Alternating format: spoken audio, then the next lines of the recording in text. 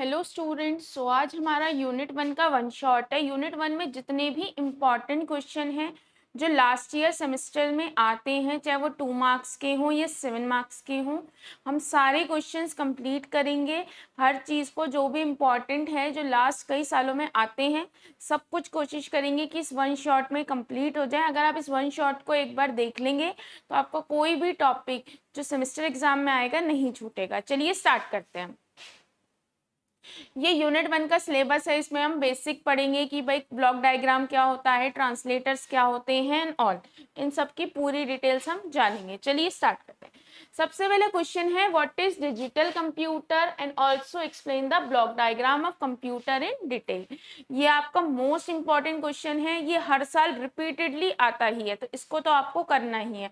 तो digital computer होता क्या है? Digital computer are the computer system which uses the binary number system which has 2 digits 0 and 1।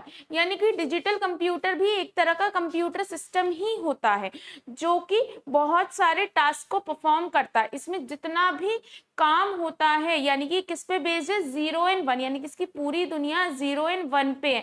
जितनी भी कैलकुलेशंस होती हैं, जितना भी काम होता है बाइनरी में होता है। जैसे हम लोग एक दूसरे से इंटरेक्ट करते हैं हिंदी या इंग्लिश में, ऐसे ही जितना भी काम करता है, जितना भी वर्क करता है, 0 एंड 1 में करता है। और ये बहुत सारे कंप्यूटेशनल टास्क भी परफॉर्म करता है। ठीक है, ये आपका ब्लॉक डायग्राम है। इसके जो 4 मेजर कंपोनेंट्स होते हैं वो क्या है?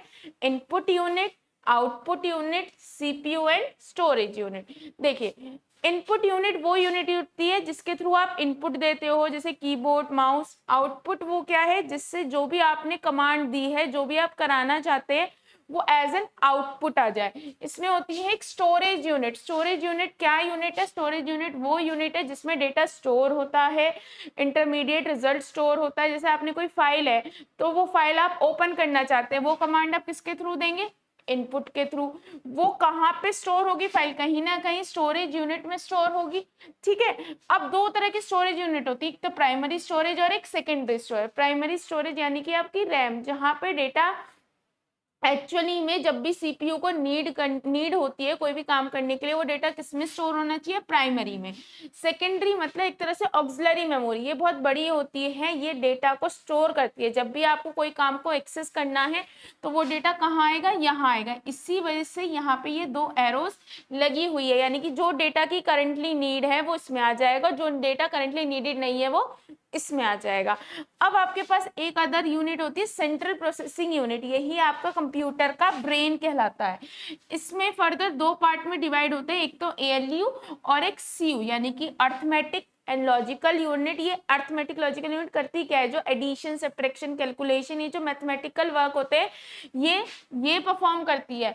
कंट्रोल यूनिट करती क्या है? यानी कि अब देखो, ये आपको जो डॉटेड डॉटेड एरो दिख रही है ना, ये डॉटेड, इनका मतलब है कंट्रोल करना, कि जिस चीज के थ्रू इनपुट लिया जाना है वो इनपुट सही से लिया जाए, आउटपुट सही से प्रोड्यूस हो, डेटा जहां स्टोर होना है वहीं स्टोर हो।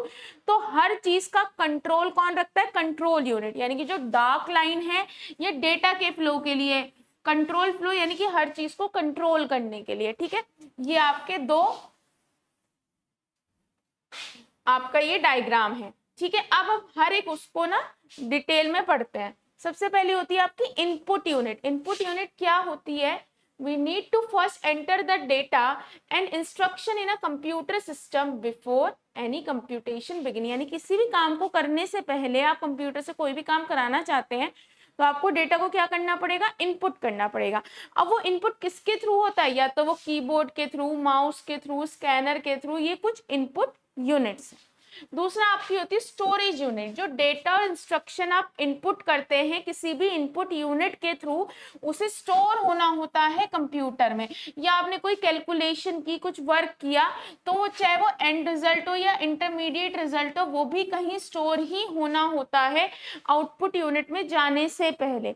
तो स्टोरेज यूनिट डेटा को स्टोर करने का काम करती है, चाहे वो आपका फाइनल रिजल्ट हो या इंटरमीडिएट रिजल्ट हो या कोई भी तरह का रिजल्ट हो। ठीक है,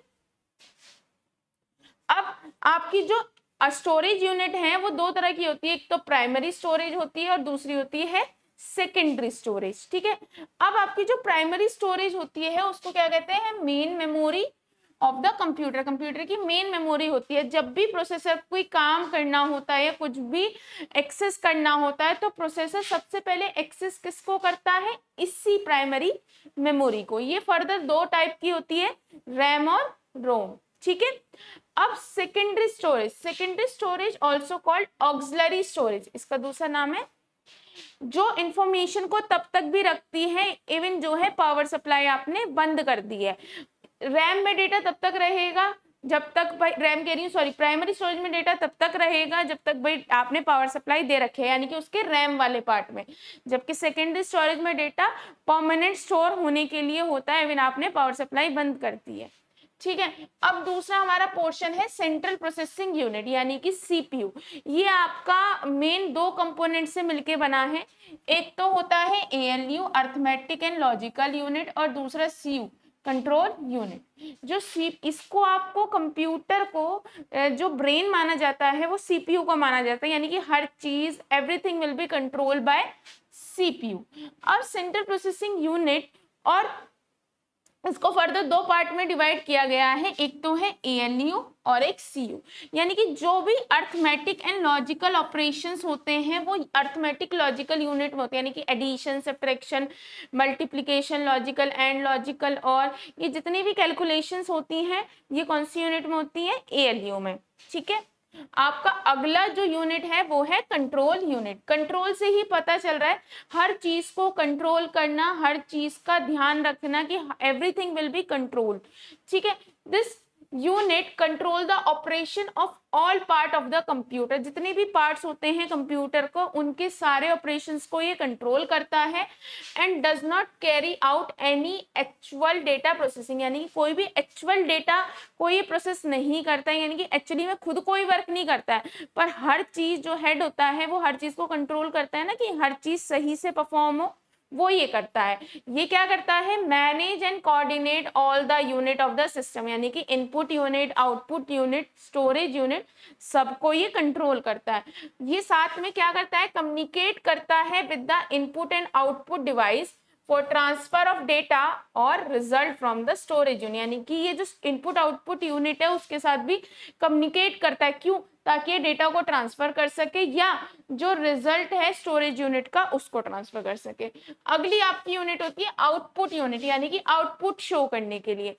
output unit accept the result produce by the computer in coded form, यानी कि देखो कंप्यूटर किस में बनाएगा, वो तो बाइनरी फॉर्म में ही, देखो कंप्यूटर में सारा वर्क किस में होता है, 0 1s में होता है, यानी कि वो जो कोडेड फॉर्म में डेटा को एज एन आउटपुट देता है उसको आउटपुट यूनिट एक्सेप्ट करता है और उसे कन्वर्ट कर देता है उस कोडेड फॉर्म को ह्यूमन रीडेबल फॉर्म में, ठीक है। अब ह्यूमन रीडेबल फॉर्म यानी कि हाई लेवल लैंग्वेज, जिस लैंग्वेज को हम समझ सके। पहला काम तो ये है। दूसरा काम क्या है, ये डिस्प्ले कर देता है उस रिजल्ट को किसमें, आउटसाइड वर्ल्ड में, जिसको आप as an monitor, printer, projector, इसके थ्रू आप देख पाते हो। पर वो जो रिजल्ट शो होता है वो किसमें होता है, हाई लेवल लैंग्वेज में, ठीक है।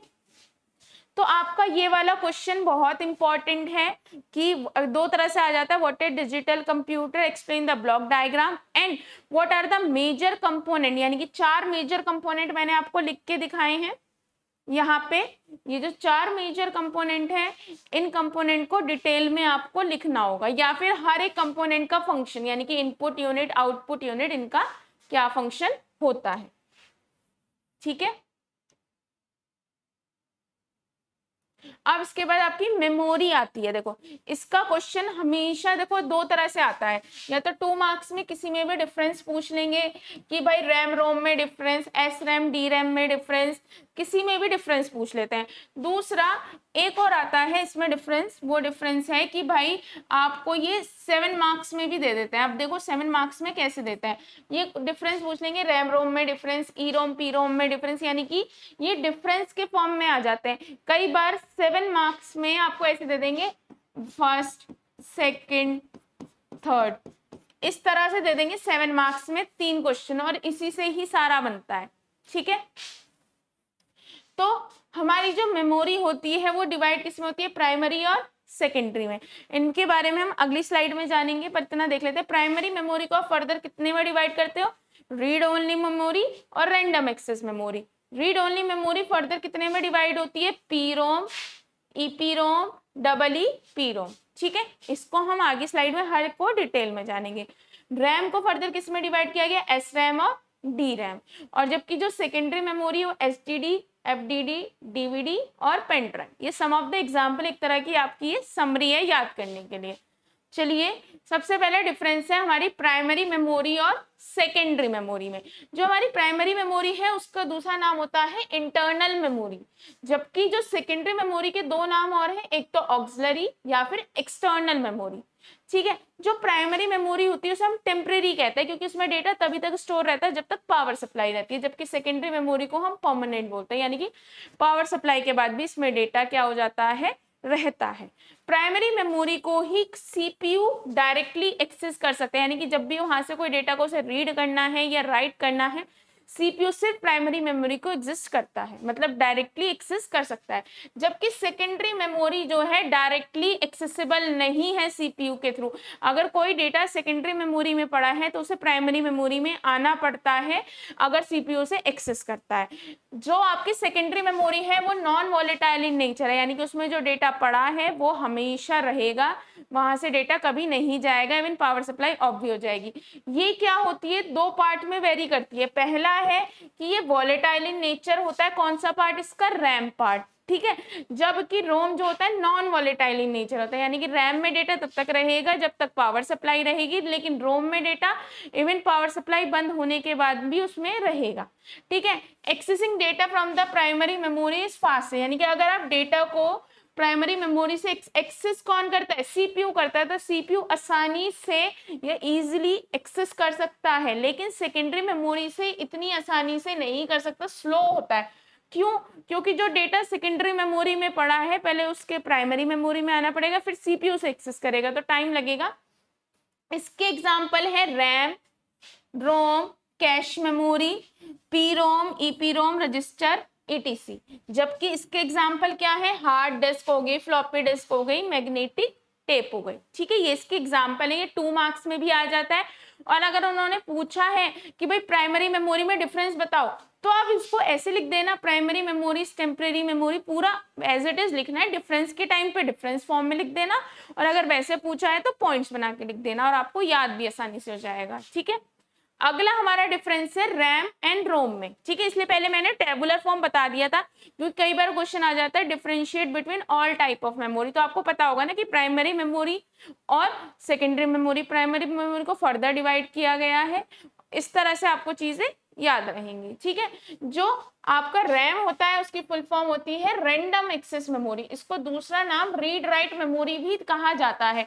रीड राइट मेमोरी इसलिए कहा जाता है क्योंकि सीपीयू जो डेटा को रीड करता है या कोई चीज राइट करता है, वो उसी डेटा को रीड या राइट कर सकता है जो डेटा रैम में पड़ा है, इसलिए इसे रीड राइट मेमोरी कहा जाता है।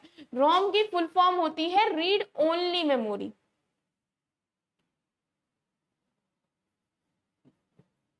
ठीक है, अब जो रैम होता है वो क्या होता है, वॉलेटाइल इन नेचर होता है, as it automatically erase when computer is shut down. Data इसमें से तभी उड़ जाता है जब पावर सप्लाई आप बंद कर देते हो, जबकि रोम जो होता है नॉन वॉलेटाइल इन नेचर होता है, यानी कि इसमें डेटा तब भी रहता है इवन पावर सप्लाई आपकी बंद भी हो जाती है। रैम जो है डायरेक्टली एक्सेस किया जाता है प्रोसेसर के थ्रू, यानी कि डेटा को अगर उसे कहीं सीपीयू को कोई भी डेटा उठाना है, रीड करना है, तो वो कहाँ से एक्सेस करेगा, रैम से। जबकि ROM can not be directly access by processor, यानी कि प्रोसेसर मतलब है यहाँ पे आपका सीपीयू, सीपीयू जो है डायरेक्टली एक्सेस नहीं कर सकता है रोम को। इसके एग्जाम्पल है स्टैटिक रैम और डायनेमिक रैम। ठीक है, इसका एग्जाम्पल है पी रोम, ईपी रोम और डबल ई पी रोम। ठीक है, स्टैटिक रैम और डायनेमिक रैम में एक एग्जाम्पल बता देती हूँ। स्टैटिक रैम क्या कहता है, ये कहता है कि मुझ में डेटा तब तक रहेगा जब तक आप पावर सप्लाई देंगे। ठीक है, until you give power supply।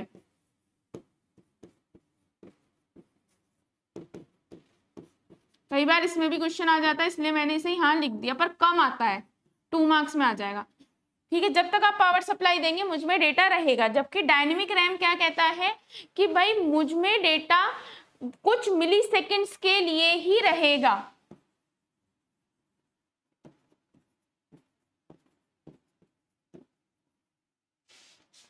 Dynamic RAM कहता है कि मुझ में डेटा कुछ मिली सेकेंड्स के लिए ही रहेगा, इवन आप पावर सप्लाई भी देते रहे। ठीक है, तो कई बार क्वेश्चन आए तो आप इसे लिख देना, बहुत कम आता है। रोम जो होती, मतलब ये रोम से ज्यादा महंगा होता है और ये थोड़ा सा सस्ता होता है रैम से। ठीक है, इसका जो डेटा स्टोर होता है रैम के द्वारा is use by CPU to process the current instruction, यानी कि जो भी, वही चीज जो यहाँ लिखी है वही मतलब है इसका, कि यानी कि जो भी डेटा रैम में स्टोर होता है वो ही सीपीयू डायरेक्टली एक्सेस कर सकता है। लेकिन जो डेटा इसमें स्टोर होता है वो क्यों यूज होता है? बूटस्ट्रैप करने के लिए कंप्यूटर को। यानी कि अगर रैम में कोई डेटा स्टोर है वो क्यों किया जाता है? ताकि सीपीयू से एक्सेस कर सके या सीपीयू किसी करंट इंस्ट्रक्शन को एक्सेस कर सके। लेकिन इसमें डेटा इसलिए स्टोर किया जा सकता है ताकि अगर आपने कंप्यूटर को बूटस्ट्रैप करना चाहते हैं तो आसानी से हो सके। ठीक है, अगला आपका डिफरेंस आता है पीरोम, ईपीरोम, डबल ईपीरोम। पीरोम की फुल फॉर्म है प्रोग्रामेबल रीड ओनली मेमोरी, इसकी है erasable programmable read only memory, इसकी है electrically erasable programmable read only memory. ठीक है, इसका डिफरेंस याद कर लेना, कई बार वो डिफरेंस यही पूछ लेते हैं कि भाई इनमें डिफरेंस बताओ। तो ये जितने भी क्वेश्चंस हैं सब इंपॉर्टेंट है। देखो इसका क्या है, PROM is a programmable ROM, यानी कि आप इसे प्रोग्राम कर सकते हो। It is a programmable chip to write data once and read many, यानी कि इसमें आप डेटा एक बार लिख सकते हो और जो डेटा एक बार आपने लिख दिया उसमें कोई भी ऑल्टरेशन नहीं कर सकते हो। आप रीड राइट करने के बाद बस बार बार उस डेटा को पढ़ सकते हैं। ठीक है, इसमें once chip has been programmed, the recorded information cannot be changed, यानी कि एक बार करने के बाद कोई भी चेंजेस नहीं होंगे। इसी वजह से ये क्या होती है, नॉन वॉलेटाइल इन नेचर होते हैं। पर सिचुएशन ऐसी नहीं होती कि आप एक बार राइट कर दें फिर आपको बस रीड करना पड़े, ऑल्टरेशन की नीड होती है हमें। तो इसी के बेटर वर्जन प्रोवाइड है ईपीरोम और डबल ईपीरोम। ईपीरोम कहता है EPROM chip can be programmed time and again by erasing the information stored earlier in it, यानी कि जो ये है वो बहुत बार प्रोग्राम की जा सकती है और प्रोग्राम करने के बाद आप उसमें डेटा दोबारा से इरेज करके चेंज कर सकते हैं। अब ये काम को जब इसमें बोला है कि आप एक बार डेटा लिख दोगे, लिखने के बाद आप इसे इरेज कर सकते हो, तो वो इरेजर क्या है यहाँ पे, वो इरेजर है अल्ट्रा वायलेट लाइट। अब अल्ट्रा वायलेट लाइट की वजह से जो भी डेटा इसमें लिखा हुआ है, जैसे सपोज ये लिखा हुआ है, तो अल्ट्रा वायलेट लाइट की हेल्प से आप इसमें सारा डेटा इरेज कर सकते हो। पर इसमें सारा ही डेटा इरेज हो जाएगा पूरा का पूरा, यानी कि समझो आपकी एक फाइल है जिसमें आपने लिखा पर आपसे गलती सिर्फ इस लाइन पे हुई है, तो ऐसा नहीं है जब अल्ट्रावायलेट लाइट गिरोगे तो पर्टिकुलर ये लाइन इरेज होगी, जितना भी डेटा लिखा हुआ है सारा का सारा ही इरेज हो जाएगा। पर ये तो एक गलत है, हो सकता है हमें सिर्फ एक सिंगल बाइट इरेज करनी हो या इतना सा पोर्शन इरेज करना, क्योंकि प्रैक्टिकली तो यही होता है। तो इस प्रॉब्लम को सॉल्व करता है ये। इसमें क्या है कि आप जो है डेटा को इरेज कर सकते हैं इलेक्ट्रिकल वेव्स की मदद से कुछ ही मिली सेकेंड में, यानी कि आप चाहो तो पूरा डेटा भी इरेज कर दो और आप चाहते हो तो सिंगल बाइट ऑफ डेटा को भी इरेज कर सकते हो। तो बस इस तीनों में डिफरेंस मेन क्या है, इसमें जो डेटा लिख दिया वो लिखा गया इरेज नहीं होगा, इसमें क्या है डेटा इरेज हो जाएगा but with the help of ultraviolet light, यहाँ पे इलेक्ट्रिकल वेव्स की वजह से कुछ मिली सेकेंड में बिना सिंगल बाइट भी इरेज कर सकते हैं। अगला आता है आपकी कैश मेमोरी। देखो जो आपका सीपीयू है, अब तक तो आपको ये पता था कि सीपीयू जो है जो भी डेटा को उसे रीड करना होता है या राइट करना होता है वो यहाँ से डेटा उठाता है, फिर वापस जब उसे रखना होता है यहाँ से डेटा रख देता है, और अगर कोई डेटा यहाँ नहीं है तो वो डेटा यहाँ से उठ के यहाँ आएगा, इसी वजह से ये एरो लगे हुए हैं। ठीक है, लेकिन यहां से यहां तक जाने में और यहां से वहां तक आने में बहुत टाइम लगता है। देखो अगर मुझे कोई कॉपी चाहिए अपने फ्रेंड से, तो एक तो 2 किलोमीटर की दूरी पे, तो वो जो 2 किलोमीटर आने जाने में 4 किलोमीटर लगे, उसमें मैंने कोई काम नहीं किया, पर जो मुझे काम करना था उस काम तक लाने में और जाने में वो टाइम लगा, यानी कि वेस्टेज ऑफ टाइम है। तो हमने एक छोटी सी मेमोरी बनाई, कैश मेमोरी, जो सीपीयू और प्राइमरी मेमोरी के बीच में होती है। ये क्या होता है कि जो डेटा रिपीटेडली आप बार बार आपको अपने प्रोग्राम में यूज करना है वो इसमें ना हो कि यहाँ पड़ा होता है। अब देखो आप डिस्टेंस के बेसिस पे ही देखो, यहाँ से यहाँ तक पहुंचने का इतना है और यहाँ से यहाँ तक पहुंचने का कम है, तो यानी कि डेटा आसानी से यहाँ से आप उठा सकते हो और सीपीयू को पहुंचाया जा सकता है। देखो a special very high speed memory called a cache memory is sometimes used to increase the speed of processing by making the current program and data available to the CPU at rapid speed, यानी कि या rapid rate, यानी कि जो information और जो data चाहिए उसको सीपीयू को बहुत जल्दी रेट से पहुंचा देता है। द पर्पस क्या है कैश मेमोरी का? कैश मेमोरी का पर्पस ये है to store the program instruction and data that are use repeatedly in the operations of program और information that CPU is likely to need next, यानी कि वो इंफॉर्मेशन को हम कैश मेमोरी में रखते हैं, या तो जो रिपीटेडली यूज होना है या नेक्स्ट इंस्ट्रक्शन जो एग्जीक्यूट होने वाला है, उससे क्या होता है कि टाइम बचता है। अब देखो ऐसी सिचुएशन हो सकती है, आपने एक चीज देखी कि कैश से यहाँ पे अगर सीपीयू को डेटा चाहिए इसके पास जाएगा और इसे रिटर्न हो जाएगा, ये तो एरो समझ आ गई, पर इन एरो का मतलब क्या है? तो कोई ऐसी सिचुएशन हो सकती है कई बार कि जो डेटा आपको चाहिए सीपीयू कैश के पास गया, कैश ने कहा मेरे पास तो डेटा है नहीं, तो अब ऐसा थोड़ी है वो वापस जाएगा फिर यहाँ से यहाँ जाएगा, नहीं, तो वो क्या करेगा, कैश यहाँ से डेटा उठा के यहाँ लाके आपको देगा, ठीक है, यानी कि इसी वजह से ये एरो लगी हुई है। तो one of the fastest memory है, ये प्राइमरी मेमोरी से भी बेटर है, पर ये साइज में इसका बहुत छोटा होता है, तो इसमें लार्ज अमाउंट ऑफ डेटा ऐसी आपको नहीं स्टोर हो सकता। आपको ऑलरेडी पता है कि प्राइमरी मेमोरी बहुत छोटी होती है, अब उससे भी कोई छोटी है, तो आप देखिए ना कितना ही थोड़ा सा ही अमाउंट में डेटा स्टोर हो सकता है।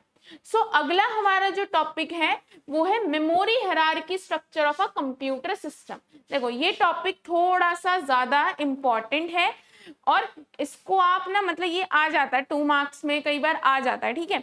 तो आप देखो सबसे पहले ये हायरार्की देखो, सबसे पहले रजिस्टर मेमोरी यानी सीपीयू के पास जो अपना एक छोटा सा डेटा होता है उसको रजिस्टर कहते हैं, फिर cache memory, memory, magnetic tape और ये सब, ठीक है। अब एक चीज बताओ, सीपीयू सबसे जल्दी एक्सेस किसको कर पाएगा डेटा को? जो रजिस्टर में पड़ा होगा, फिर उससे कम यहाँ पे, फिर उससे कम यहाँ पे, उससे कम यहाँ पे, यानी कि यहाँ से नीचे जाते वक्त, ठीक है, यहां से नीचे जाते वक्त जो है एक्सेस टाइम क्या होता है आपका, बढ़ता है, ठीक है। क्योंकि देखो जब आप यहां से गए, डेटा आसानी से कहां से डेटा उठा लेगा, यहां से, यानी कि अगर यहां से 2 सेकंड में उठा रहा है तो यहां से 4 सेकंड, 5 सेकंड, 10 सेकंड, तो सबसे ज्यादा एक्सेस टाइम नीचे से ऊपर जाते वक्त एक्सेस टाइम क्या होता है, इंक्रीज होता है, ठीक है।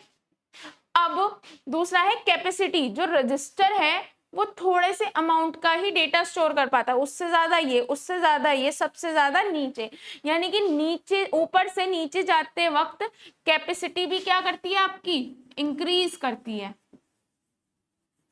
यानी कि इसको ऐसे समझो, जो कैश मेमोरी है वो अगर सपोज 1 मेगाबाइट डेटा स्टोर कर सकती है, तो मेन मेमोरी 10, ये 20, ये 30, तो डेटा कैपेसिटी मतलब कितना डेटा आप स्टोर कर सकते हैं। अब कॉस्ट पर बिट का मतलब क्या है? कॉस्ट पर बिट का मतलब है, देखो जो आपको पता है पेन ड्राइव्स होती हैं वो 200-300 की मिल जाती है, पर मेन मेमोरी आपके फोन में देखा है थोड़ा सा ही साइज बढ़ने से आपका जो फोन है वो 2-3 हजार रुपए बढ़ जाता है। यानी कि कॉस्ट पर बिट आप यहां से यहां जाओगे तो इंक्रीज करेगा, यानी कि बिट, कॉस्ट पर बिट का मतलब क्या है, क्योंकि डेटा यहाँ पे बिट और बाइट में स्टोर होता है, तो जो आपका यहाँ पे जितने भाई 100, 200, 500 रुपए की पेन ड्राइव मिल जाएगी, लेकिन यहाँ पे ये 5,000, 10,000 बहुत महंगा मिलता है कंप्यूटर, ये इससे कम महंगा, ये इससे कम महंगा, सबसे सस्ता ये। तो यानी कि 3 इंपॉर्टेंट पॉइंट है, एक्सेस जो है नीचे से, नीचे की साइड आपका टाइम ज्यादा इंक्रीज होगा, कैपेसिटी होगी, और ये आपका यहां से ऐसे बढ़ेगा, ठीक है।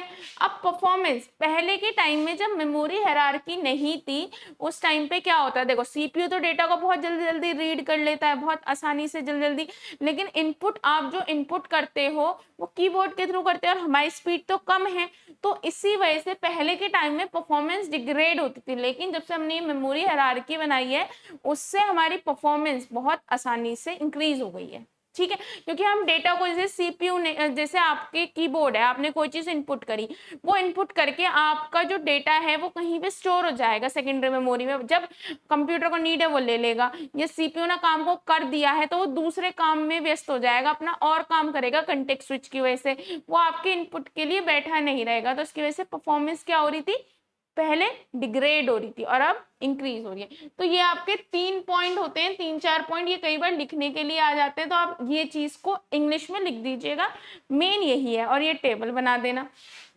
भाई। आपका जो एक्सेस टाइम है वो इधर की साइड आपका इंक्रीज करेगा, तो एक्सेस टाइम रेशियो ऐसे, ठीक है।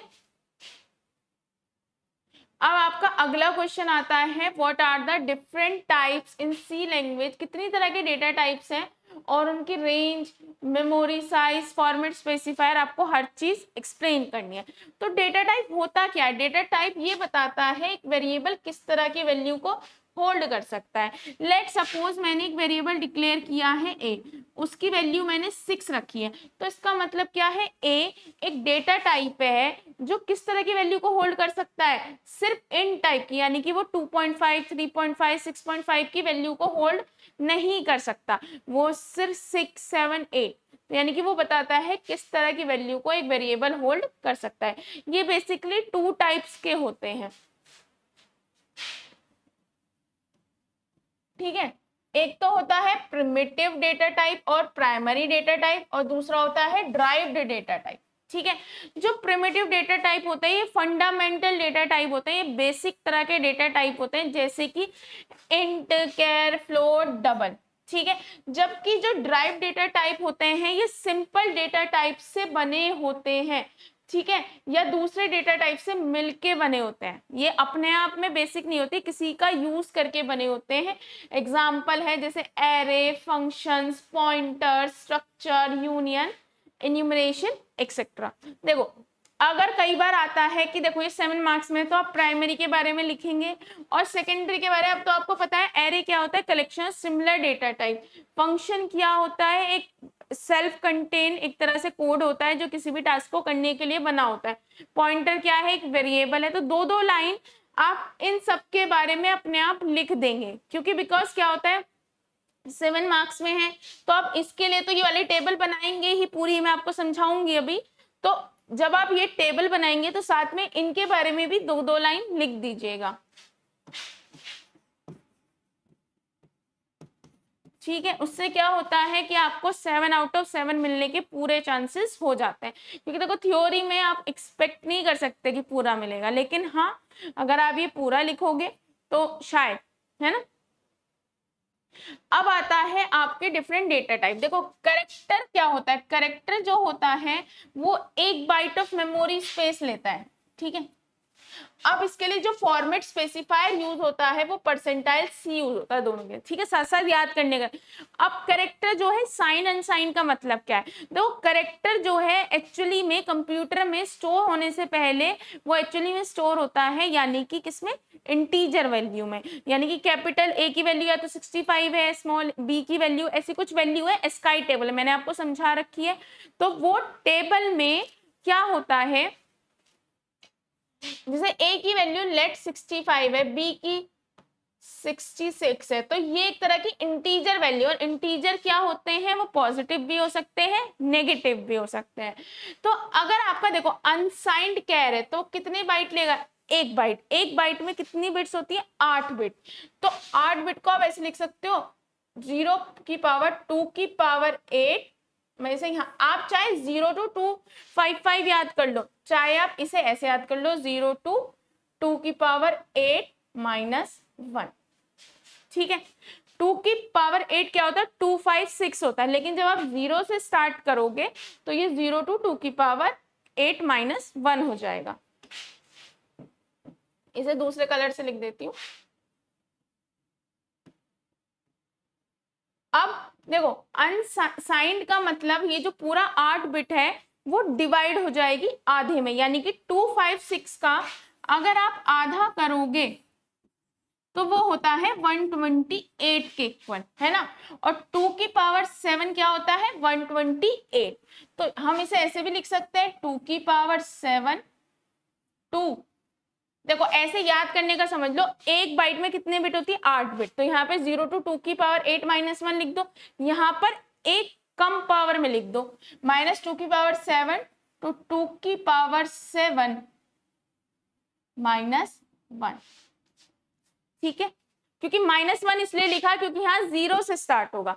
अब दूसरा होता है इंट, शॉर्ट साइंड इंट और शॉर्ट अनसाइंड इंट, ठीक है।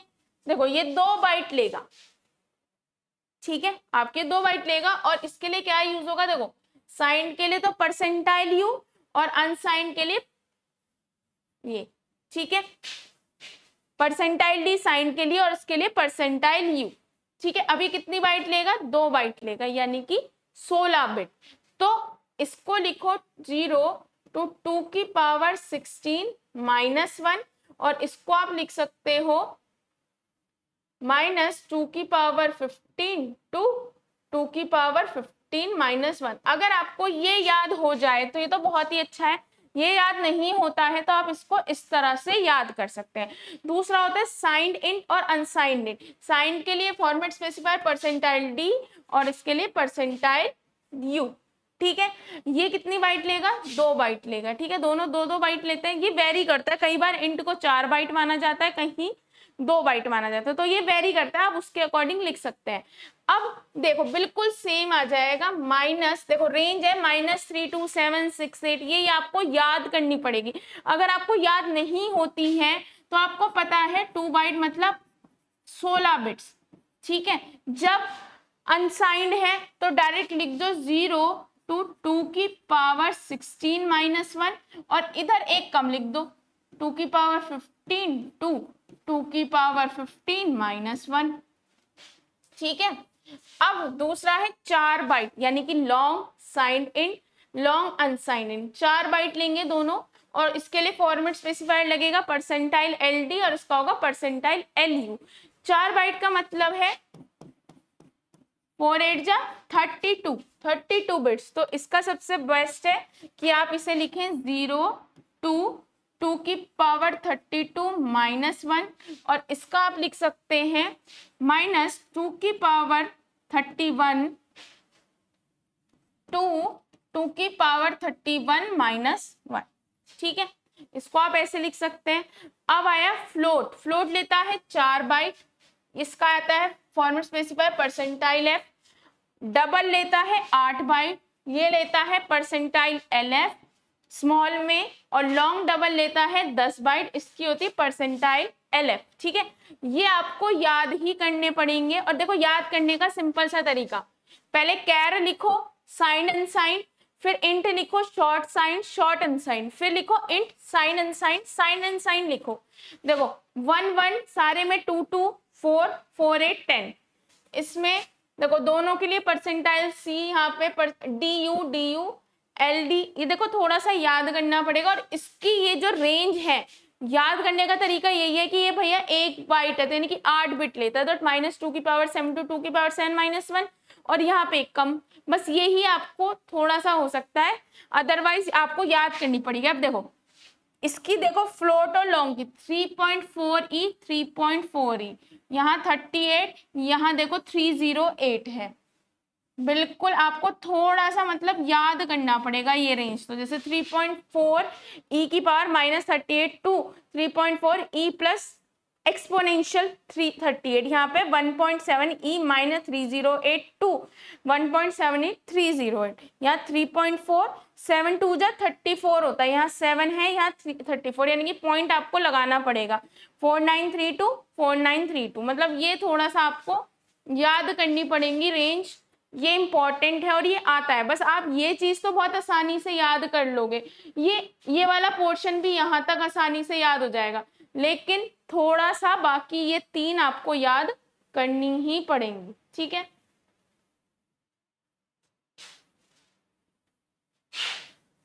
ठीक है, और ये टॉपिक बहुत इंपॉर्टेंट है, रिपीटेडली हर साल आता ही है, ठीक है।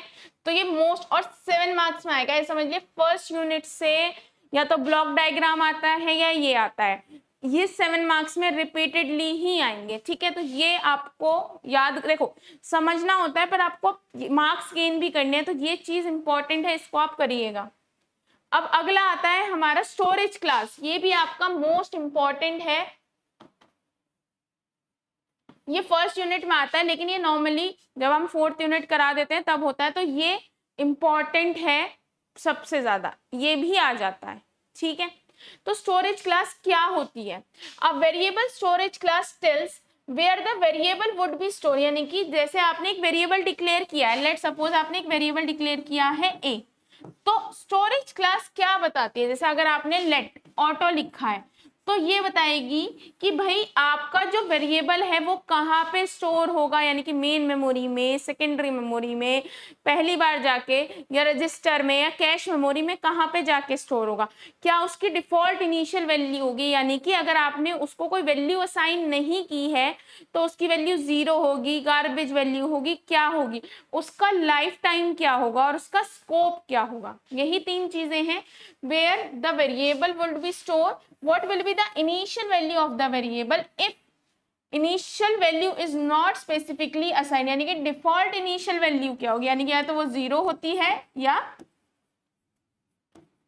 गार्बेज वैल्यू होती है, यही दोनों होती हैं वो मैक्सिमम टाइम, ठीक है। अगर आपने खुद से देखो, एक तो ये है कि आपने असाइन कर दी है सपोज 6, तो भैया आपने असाइन कर दिया, लेकिन अगर आपने असाइन ही नहीं की है तो डिफॉल्ट वैल्यू क्या होगी इसकी, या तो गार्बेज वैल्यू होगी या 0। What is the scope of the variable, scope क्या होगा, यानी कि in which function the value of the variable would be available, यानी कि उसका स्कोप ग्लोबली होगा, यानी कि वो थ्रू आउट द प्रोग्राम होगा, यानी कि हर एक फंक्शन में अवेलेबल होगा, या उसका जो स्कोप है वो लोकल होगा, यानी कि वो विद इन किसी एक फंक्शन के अंदर ही अवेलेबल होगा, यानी कि उसका स्कोप लोकल होगा या ग्लोबल होगा, ठीक है। And what is the life of the variable, यानी कि वेरिएबल की लाइफ कितनी है, मतलब how long would the variable exist, यानी कि वो विद इन ब्लॉक, किसी एक ब्लॉक से यहाँ तक चलेगा या थ्रू आउट द प्रोग्राम चलेगा, कैसे चलेगा, ठीक है। अब आपकी 4 स्टोरेज क्लासेस होती है, एक तो ऑटोमेटिक, रजिस्टर, स्टैटिक और एक्सटर्नल, ठीक है। इन 4 स्टोरेज क्लासेस पे कई बार क्वेश्चन ऐसे भी आ जाता है कि भाई स्टोरेज क्लास क्या होती है, वो तो बड़ा ही है। कई बार क्वेश्चन आता है कि ऑटोमेटिक स्टोरेज क्लास क्या होती है, तो आपको ये ना ऐसे नहीं करना है कि भाई मैंने 2 याद कर लिए, आपको चारों ही याद करनी होती है। और देखिए ये क्वेश्चन जरूर करिएगा, ठीक है, इंपॉर्टेंट है। सबसे पहले ऑटोमेटिक स्टोरेज क्लास, ठीक है, जो इसकी स्टोरेज होती है वो मेमोरी में होती है, मेमोरी का मतलब है मेन मेमोरी में। इसके अगर आपने किसी को ऑटोमेटिक टाइप का डिक्लेयर किया है, जैसे आपने यहाँ पे देखो ऑटो, ये दोनों वेरिएबल आपने नॉर्मली इंट से पहले क्या लगाया, ऑटो, 2 वेरिएबल इनिशियलाइज करे हैं आई और जे, ठीक है। तो इसकी जो स्टोरेज होगी जाके वो मेन मेमोरी में होगी, इसकी जो डिफॉल्ट इनिशियल वैल्यू होगी वो है अनप्रेडिक्टेबल वैल्यू, यानी कि गार्बेज वैल्यू होगी इनकी, ठीक है। दूसरा क्या है, इसका स्कोप क्या होगा, स्कोप होगा local to the block in which variable is define, यानी कि विद इन ब्लॉक होगा जिसके अंदर इस वेरिएबल को डिफाइन करा गया होगा। और इसका लाइफ कब तक होगी, जिंदा कब तक रहेगा variable, till the control remain with in the block in which variable is define, यानी कि जिस वेरिएबल, ये जो वेरिएबल जिस ब्लॉक के अंदर डिफाइन करा गया होगा उसी के अंदर तक ये रहेगा, उसके बाद ये इसकी एग्जिस्टेंस नहीं रहेगी। जैसे कि एग्जांपल देखो, आपने 2 वेरिएबल डिक्लेयर, आपने hash include studio dot H void main, आपने 2 वेरिएबल डिक्लेयर करे आई और जे, किस टाइप के, ऑटो टाइप के, इनको आपने कोई इनिशियल वैल्यू नहीं दी है, तो इनमें जब आउटपुट आएगा तो कोई भी ये जो वैल्यू आई है ये गार्बेज वैल्यू है, रैंडम कोई भी उठ के आ जाएगी वैल्यू, ठीक है। अब आपने इनमें जो डेटा स्टोर होगा आईजे का वो कहाँ पे स्टोर होगा, मेन मेमोरी में जाके, ठीक है। 2 पॉइंट तो समझ आ गए। अब अगला क्या आता है, देखो आपने तीन वेरिएबल डिक्लेयर करे ऑटो इंट एज, जिसकी एग्जिस्टेंस कहां से कहां तक है, जिसकी एग्जिस्टेंस इस ब्लॉक से इस ब्लॉक तक है, ठीक है। आपने दूसरा वेरिएबल डिक्लेयर किया ऑटो इंट टू, जिसकी एग्जिस्टेंस यहां से इस ब्लॉक तक है, ठीक है। अब आपने तीसरा वेरिएबल डिक्लेयर किया i3, ऑटो इंट i3, जिसकी एग्जिस्टेंस सिर्फ इस ब्लॉक से इस ब्लॉक तक है। यानी कि इन वेरिएबल की जो लाइफ होती है लोकल टू ब्लॉक, यानी कि अगर i की वैल्यू 3 मानी जाए तो वो बस यहां से यहां तक ही एग्जिस्ट करती है, इसके बाहर i की वैल्यू 3 की कोई एग्जिस्टेंस नहीं है। इससे बाहर निकलते ही i की वैल्यू बिकम 2, जो यहां से यहां तक है, और इस ब्लॉक से निकलते ही i की वैल्यू क्या हो जाएगी 1। यानी कि सबसे पहले अगर i देखो, जब ये यहां गए यहां गए यहां गए तो सबसे पहला प्रिंट क्या मिला, ये वाला मिला। तो कहने को तो i की वैल्यू 1 भी है 2 भी है, लेकिन इस ब्लॉक के अंदर क्या है, i की वैल्यू 3, तो सबसे पहला आउटपुट क्या आ गया 3 आ गया। अब यहां से चले यहाँ पे चले, इस ब्लॉक के बाहर निकलते आई की वैल्यू 3 क्या हो गई, खत्म हो गई। खत्म होते ही नीचे फिर प्रिंट एफ आया। अब आपने देखा इस ब्लॉक से इस ब्लॉक के अंदर कौन सी आई की आ रही है, आई की वैल्यू 2 आ रही है, तो आई की वैल्यू 2 प्रिंट हो गया। अब इस ब्लॉक से निकलते ही आई की वैल्यू 2 की एग्जिस्टेंस क्या हो चुकी है, खत्म हो चुकी है। अब आप इसके नीचे गए तो कौन सा आई वैल्यू चलेगी, ये 1, ठीक है। यानी कि इन वेरिएबल की जो लाइफ होती है local to block in which variable is defined, यानी कि इस ब्लॉक के अंदर सिर्फ आई की वैल्यू 3 एग्जिस्ट करती है, इससे बाहर आई की वैल्यू 2 और इससे बाहर आई की वैल्यू 1। अब आपका अगला आता है रजिस्टर स्टोरेज क्लास। तो रजिस्टर स्टोरेज क्लास का अगर आप उसे किसी भी टाइप का डिक्लेयर करते हैं रजिस्टर टाइप का, तो उसका जो डेटा स्टोर होता है जाके वो सीपीयू के रजिस्टर्स में स्टोर होता है। सीपीयू के रजिस्टर भी एक मेमोरी स्पेस ही होता है जो सीपीयू के पास खुद होता है, कुछ बिट्स में होता है, 16 बिट या 17, बहुत छोटा स्पेस होता है।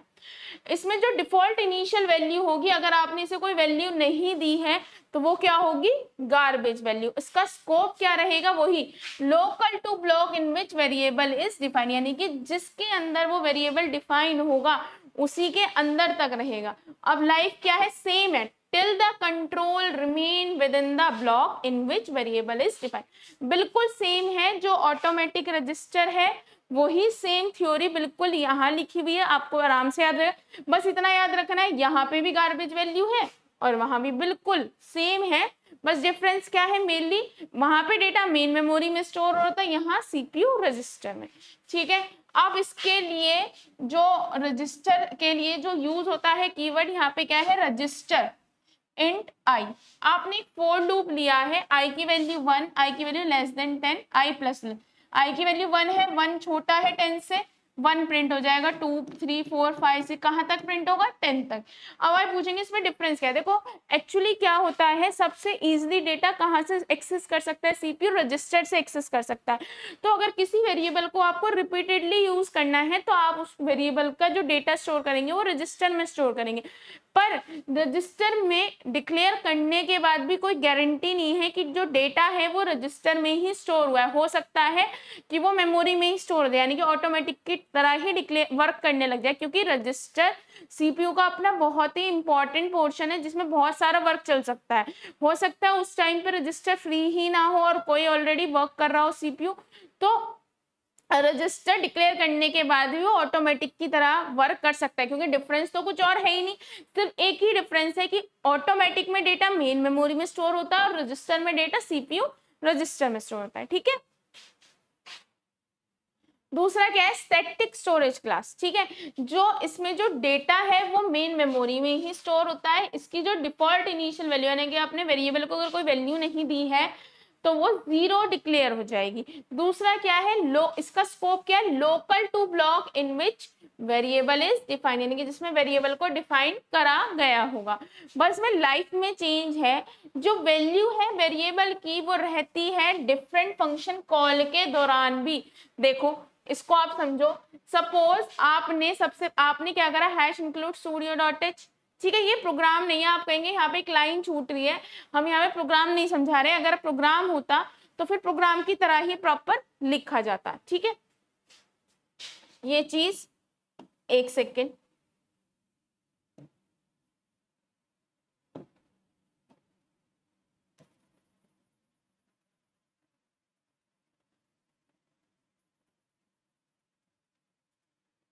यहाँ पे printf लिख देती हूँ।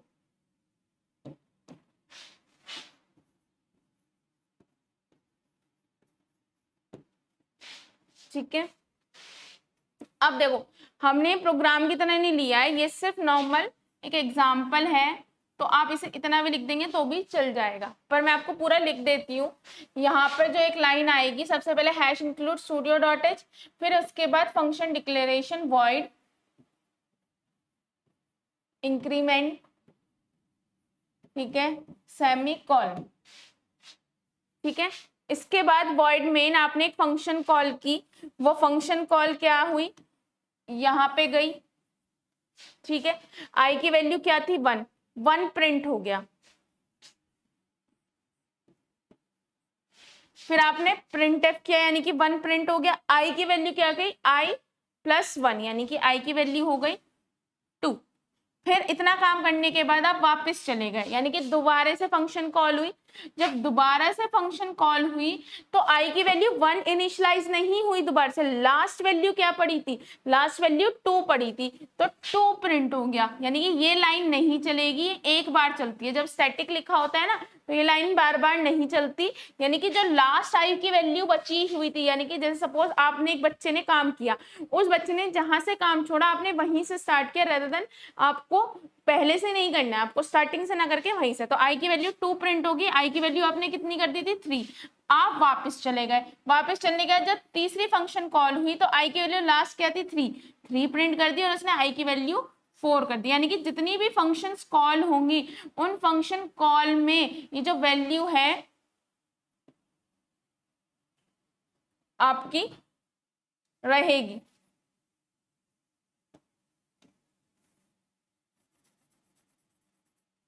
ठीक है,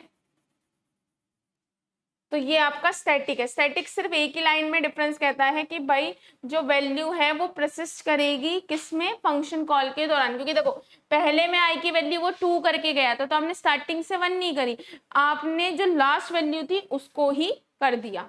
ठीक है, अगला आपका आता है एक्सटर्नल स्टोरेज क्लास। देखो एक्सटर्नल में क्या डिफरेंस है, एक्सटर्नल कहता है जो डेटा स्टोर होगा वो प्राइमरी मेमोरी में ही स्टोर होगा, जो डिफॉल्ट इनिशियल वैल्यू होगी वो 0 होगी, स्कोप ग्लोबल होगा, यानी कि ये program throughout the program available होगा। ऐसा नहीं है कि आप इसे यूज नहीं कर, आप throughout the program use कर सकते हैं।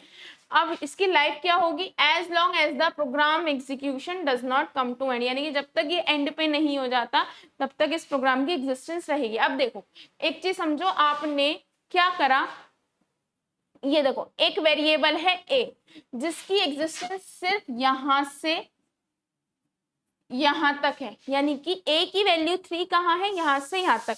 तो ए की वैल्यू 3 थी, 3 प्रिंट हो गई। प्रिंट होने के बाद आपने क्या करा, फंक्शन कॉल किया, फंक्शन कॉल करा।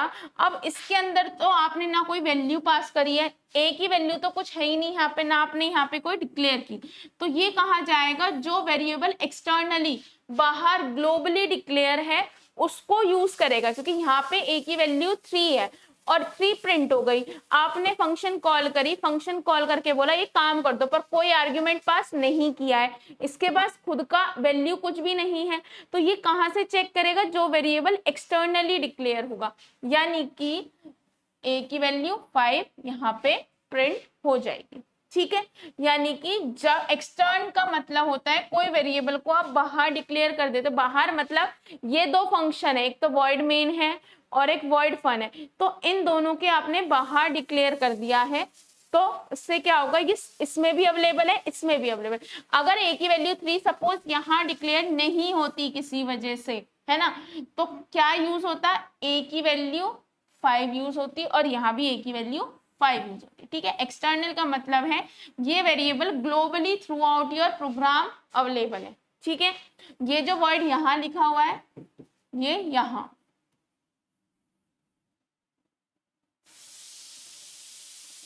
ठीक है,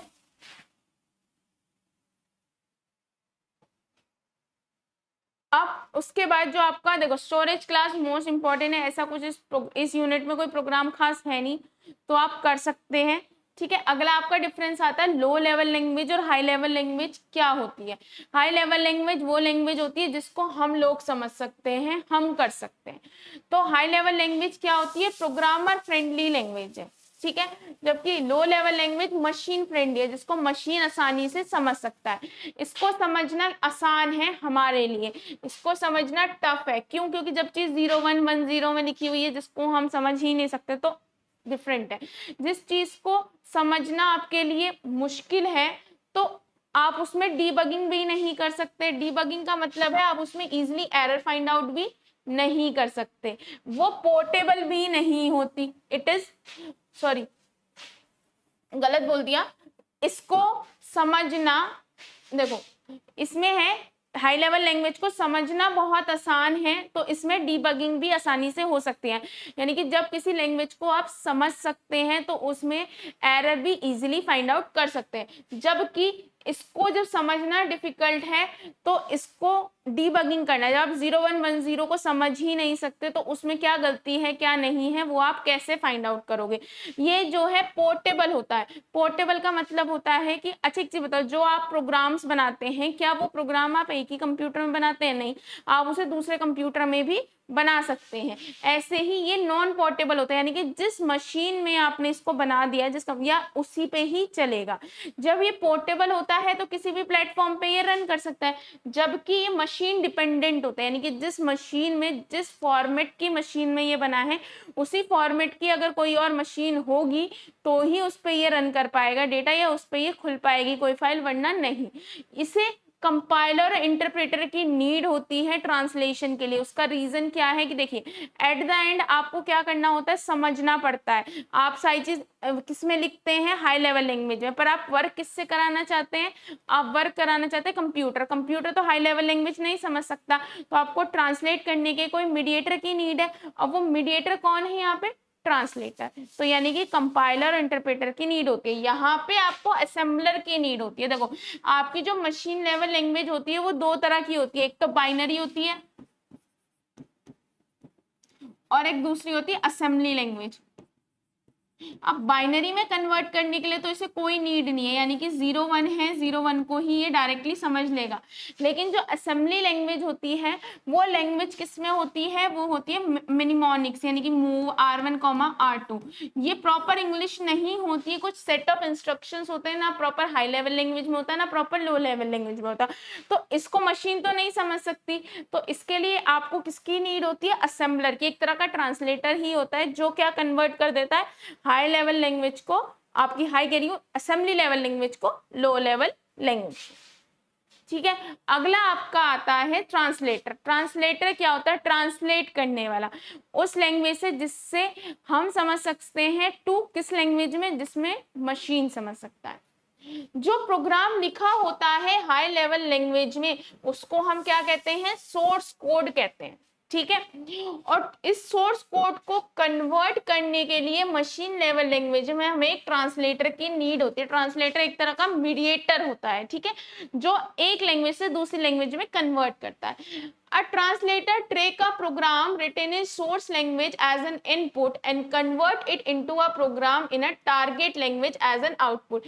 ये इनपुट लेता है सोर्स लैंग्वेज को और उसे जनरेट कर देता है टारगेट लैंग्वेज। यहाँ पे टारगेट लैंग्वेज क्या है, बाइनरी लैंग्वेज, जिसमें मशीन समझ सके। और साथ साथ इसका काम एक और होता है, एक तो कन्वर्ट करना, दूसरा जो आपने प्रोग्राम लिखा है सोर्स कोड में या हाई लेवल लैंग्वेज में उसमें कोई एरर तो नहीं है, कोई गलती तो नहीं है, उसको भी ये डिटेक्ट करता है और रिपोर्ट करता है एरर को ट्रांसलेशन के दौरान। यानी कि आपको बताता है, जैसे आप हैश इंक्लूड studio.h वर्ड में एक हेलो वर्ड का आपने प्रोग्राम बनाया, उसमें आप सेमीकोलन लगाना भूल गए, तो जब ये कंपाइलर आपका कंपाइल करेगा, है ना, ट्रांसलेटर ही तो है कंपाइलर, तो आपको एरर बताता है ना नीचे कि आपकी इस लाइन में ये गलती है, इस लाइन में ये गलती है, ये गलती हो गई, तो वो चीजें ट्रांसलेटर बताता है। अब आपके जो ट्रांसलेटर होते हैं वो तीन हैं, एक तो कंपाइलर है, एक इंटरप्रेटर है और एक असेंबलर है। सबसे सिंपल है जो असेंबलर है। असेंबलर क्या करता है, आपकी जो असेंबली लेवल लैंग्वेज है उसे किस में कन्वर्ट करता है, लो लेवल लैंग्वेज में। ठीक है, क्योंकि असेंबली लैंग्वेज को भी नहीं समझ सकता। जो कंपाइलर होता है और इंटरप्रेटर होता है, ये दोनों क्या करते हैं, हाई लेवल लैंग्वेज को लो लेवल लैंग्वेज में, हाई लेवल लैंग्वेज को लो लेवल यानी कि हाई लेवल जिसको हम समझ सकते हैं उस लैंग्वेज में कन्वर्ट करता है जिसको मशीन समझ सकता है। अब इसमें डिफरेंस क्या है, हाई लेवल लैंग्वेज से लो लेवल दोनों सेम ही काम कर रहे हैं। ये क्या करता है, पूरे प्रोग्राम को एक बार में लेता है और एक बार में ही जितनी भी एरर्स है एक बार में बता देता है। जबकि इंटरप्रेटर क्या करता है, लाइन बाय लाइन चेक करेगा, पहली लाइन को चेक करेगा, पहली लाइन को चेक करने के बाद उसमें कोई एरर है तो आपको बताएगा। अब आप करेक्ट कर दोगे तो उस लाइन को क्या कर देगा, ये एग्जीक्यूट मतलब पूरा काम कर देगा। यानी कि एक ही बार में एक एक लाइन उठाई, उसे चेक करा, उसमें कोई एरर तो नहीं है, चेक करने का सही करवा लिया आपसे, फिर उसे एग्जीक्यूट कर दे, ये करता है इंटरप्रेटर।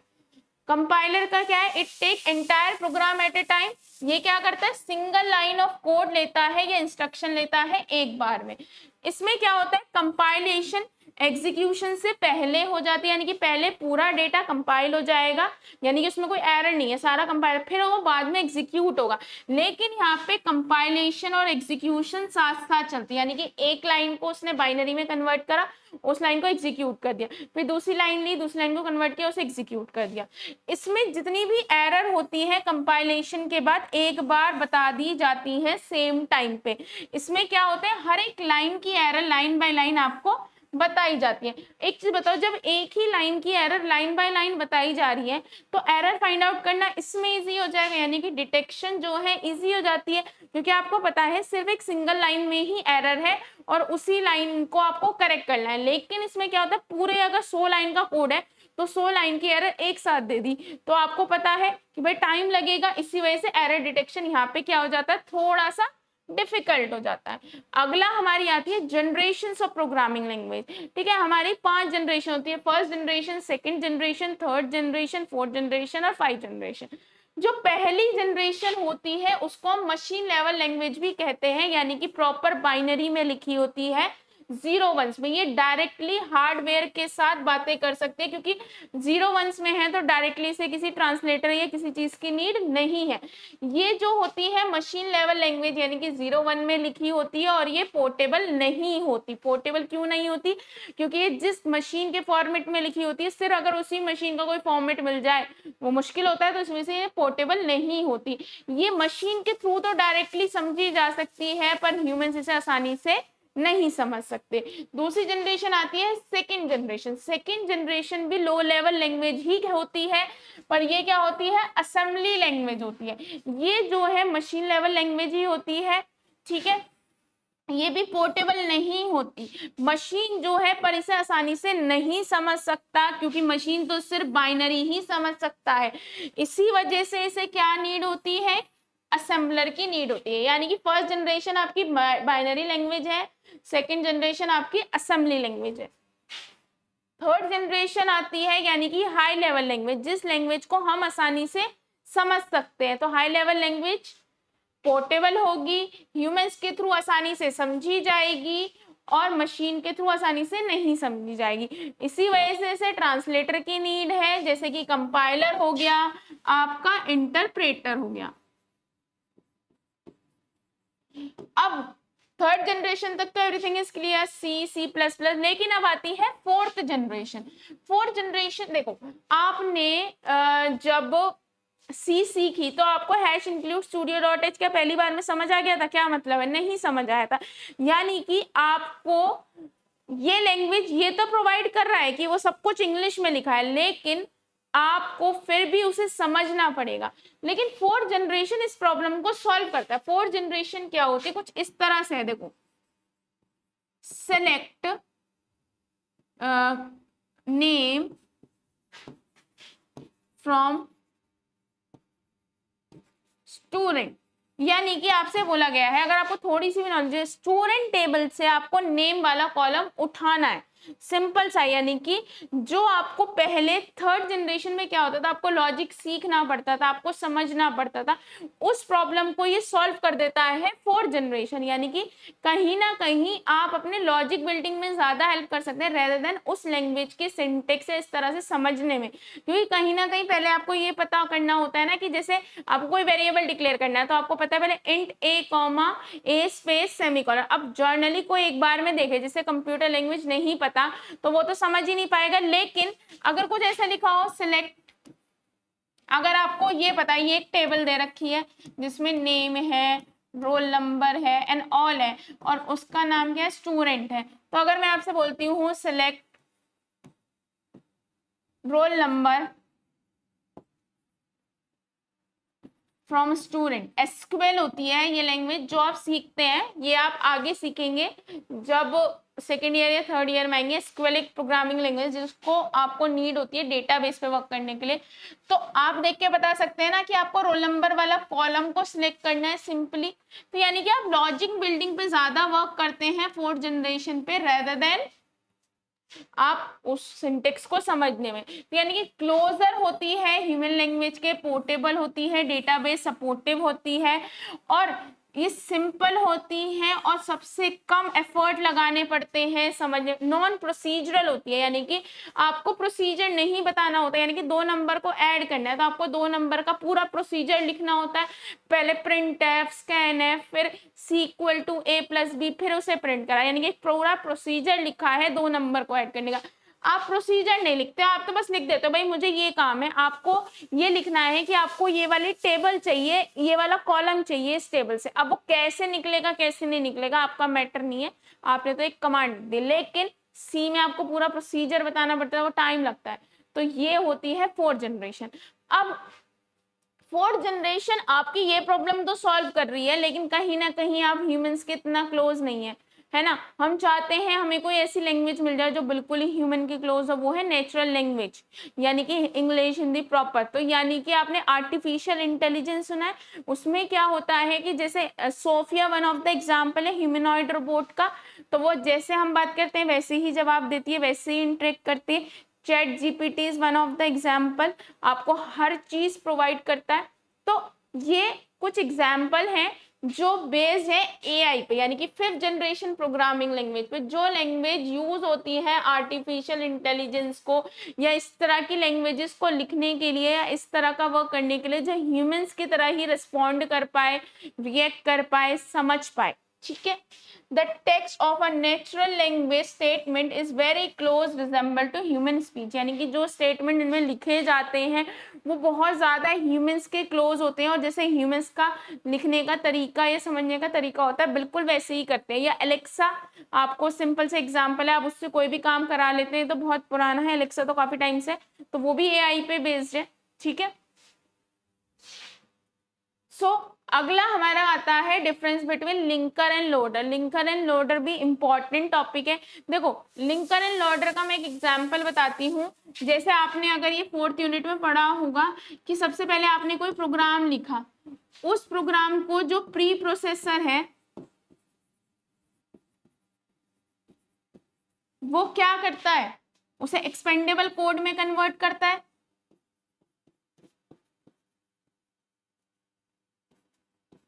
है ना, एक्सपेंडेबल कोड में कन्वर्ट करता है। कोड में कन्वर्ट करने के बाद, है ना, अब क्या करता है कंपाइलर, जैसे सपोज ये आपने लिखा था studio.h और ये void main, तो studio.h की एक फाइल थी और ये अलग फाइल थी। कंपाइलर क्या क्रिएट करता है, ऑब्जेक्ट कोड क्रिएट करता है। ठीक है, उन ऑब्जेक्ट कोड्स को लिंक करके एक एग्जीक्यूटेबल फाइल जिसको सीपीयू रन कर सकता है, उस फाइल को बनाने का काम किसका है, लिंकर का। ठीक है, अब ये फाइल कहीं सेकेंडरी मेमोरी में पड़ी होगी, लेकिन वो जो सेकेंडरी मेमोरी से डेटा उठा के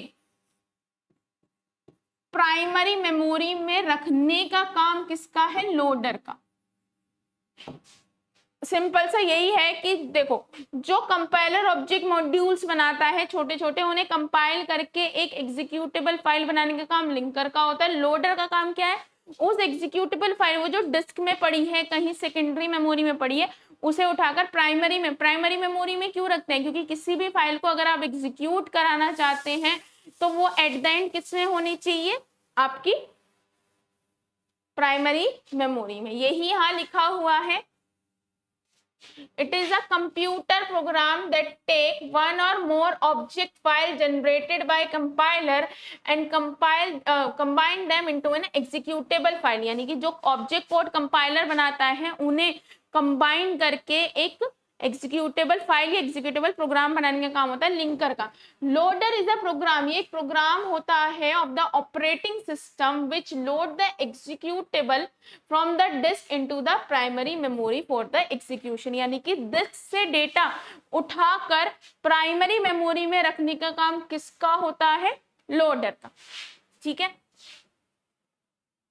अब उसके बाद आपका जो टॉपिक आता है, देखो एल्गोरिथम और flow chart. Linker end loader आपका 2 मार्क्स में होता है। जो पर ये एल्गोरिथम होता है, कई बार देखो एल्गोरिथम इंपॉर्टेंट रोल प्ले करती है और एल्गोरिथम के क्वेश्चंस आते हैं, लेकिन कई बार ऐसा भी हो जाता है कि जो एल्गोरिथम है, व्हाट इज एल्गोरिथम और उसके एडवांटेज डिसएडवांटेज या कुछ भी इस तरह से भी क्वेश्चंस आ जाते हैं। तो आपको थ्योरेटिकली भी याद रखना है और सेकेंड यूनिट और थर्ड यूनिट में आप एल्गोरिथम बनाएंगे ही। ठीक है, तो एल्गोरिथम होता क्या है?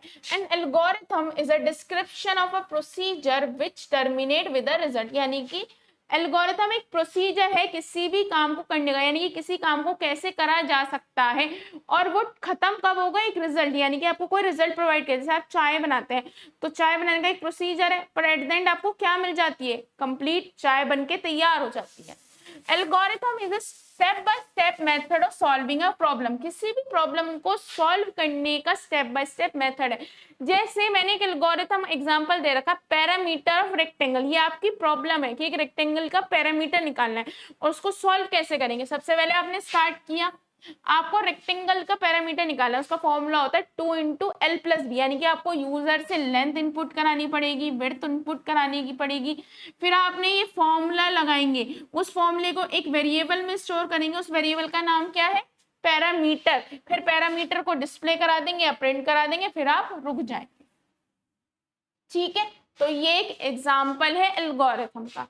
अब इसकी कैरेक्टरिस्टिक्स क्या क्या होते हैं, देखो ये इंपॉर्टेंट है। कई बार एल्गोरिथम और एल्गोरिथम के कैरेक्टरिस्टिक एक्सप्लेन करने के लिए 7 मार्क्स में आए हुए हैं। ठीक है, algorithm terminate after a finite number of step. यानी कि फाइनाइटनेस का मतलब है कि एक एल्गोरिथम जो आपने लिख रखी है वो 8 स्टेप, 10 स्टेप, 20 स्टेप, कितने स्टेप के बाद तो काम खत्म होना चाहिए, इनफाइनाइट नहीं चलनी चाहिए। आउटपुट क्या होता है? An algorithm should produce at least 1 output. यानी कि अब एक चीज बताओ, आपने कोई काम करा है तो कोई ना कोई एक आउटपुट तो आएगा ही। जैसे चाहे आपने हेलो वर्ल्ड का प्रोग्राम लिखा है तो आप आउटपुट क्या रहा है? एक मैसेज प्रिंट हो रहा है हेलो वर्ल्ड का, तो एटलीस्ट 1 आउटपुट, उससे ज्यादा भी आ सकता है पर एक आउटपुट प्रोड्यूस होना चाहिए। अब इनपुट, एन एल्गोरिथम एक्सेप्ट 0 और मोर इनपुट। हो सकता है जो इनपुट हो, आप सिर्फ एक मैसेज ही प्रिंट करा रहे हो तो कोई इनपुट नहीं ले रहे, यानी कि आपने स्कैनफ फंक्शन का कहीं यूज ही नहीं किया, तो इसलिए बोला गया है कि 0 और मोर इनपुट उसे देना चाहिए और आउटपुट एक प्रोड्यूस करना चाहिए। अगले इसका क्या है? Effectiveness. It consists of basic instructions that are realizable. This means that the instruction can be performed by using given input in a finite amount of time। यानी कि आपने एक इनपुट दिया, इनपुट प्रोसेस होगा, प्रोसेस होने के बाद एक फाइनाइट अमाउंट ऑफ टाइम में वो आपको एक पर्टिकुलर आउटपुट प्रोवाइड करता है। 10 सेकंड, 20 सेकंड, 1 घंटा, 2 घंटा, कभी तो वो इफेक्टिव हो, ऐसा ना हो कि बस वो कोई आउटपुट ही ना दे, ऐसे नहीं होना चाहिए। दूसरा होता है definiteness. Each step in an algorithm is unambiguous, means that the action specified by the step cannot be interpreted, explain the meaning of in a multiple way and can be performed without any confusion। यानी कि जो हर एक step होता है वो unambiguous होना चाहिए। Unambiguous का मतलब कि एक, अगर मैंने लिखा है एंटर अ नंबर, तो इसके 2 मीनिंग नहीं निकलने चाहिए। एंटर अ नंबर यानी कि एक नंबर को इनपुट करो, बस यही मीनिंग निकलना चाहिए। ऐसा नहीं हो कि अगर मैं कुछ पढ़ रही हूँ एल्गोरिथम को तो मुझे कुछ और समझ आ रहा है, किसी और को कुछ और समझ आ रहा है, किसी और को कुछ। हर एक लाइन का जो मतलब है वो सबके लिए कॉमन होना चाहिए, यानी कि अनएम्बिगुअस नहीं होना चाहिए। ठीक है, अगला आपका टॉपिक आता है flow chart. So flow chart क्या होता है? Flow chart is a graphical और pictorial representation of a algorithm, यानी कि जो आप एल्गोरिथम क्या है, स्टेप बाय स्टेप प्रोसीजर है किसी काम को सॉल्व करने का। अगर उसी चीज को इंग्लिश में ना लिख के अगर हम पिक्टोरियल फॉर्म में शो कर दें, यानी कि सिंबल्स का यूज करके हम रिप्रेजेंट करें, तो उसे हम बोलते हैं algorithm. Each step in the process is represented by different symbol and contain a short description of the process step, यानी कि आप हर एक स्टेप को सिंबल्स की फॉर्म में रिप्रेजेंट करते हो और उन सिंबल के अंदर हर एक स्टेप का शॉर्ट डिस्क्रिप्शन दे रखा होता है। देखो फिर इसके एडवांटेज क्या है कि आप अपने जब आप एक तरह का फ्लो चार्ट बना लेते हो, तो आप जब मेन प्रोग्राम बनाने जाते हो तो इजीली प्रोग्राम बन जाता है। जब आपको पता है कि ये वाला स्टेप नहीं हो रहा है, ये वाले स्टेप में, तो आप इजीली डीबगिंग कर सकते हो, यानी कि अपनी एरर फाइंड आउट कर सकते हो, उसे सही कर सकते हो। पर जैसे इसके एडवांटेज है उसी हिसाब से इसके डिसएडवांटेज भी है। डिसएडवांटेज क्या है? नो स्टैंडर्ड, यानी कि फ्लो चार्ट को बनाने का कोई खास स्टैंडर्ड नहीं है।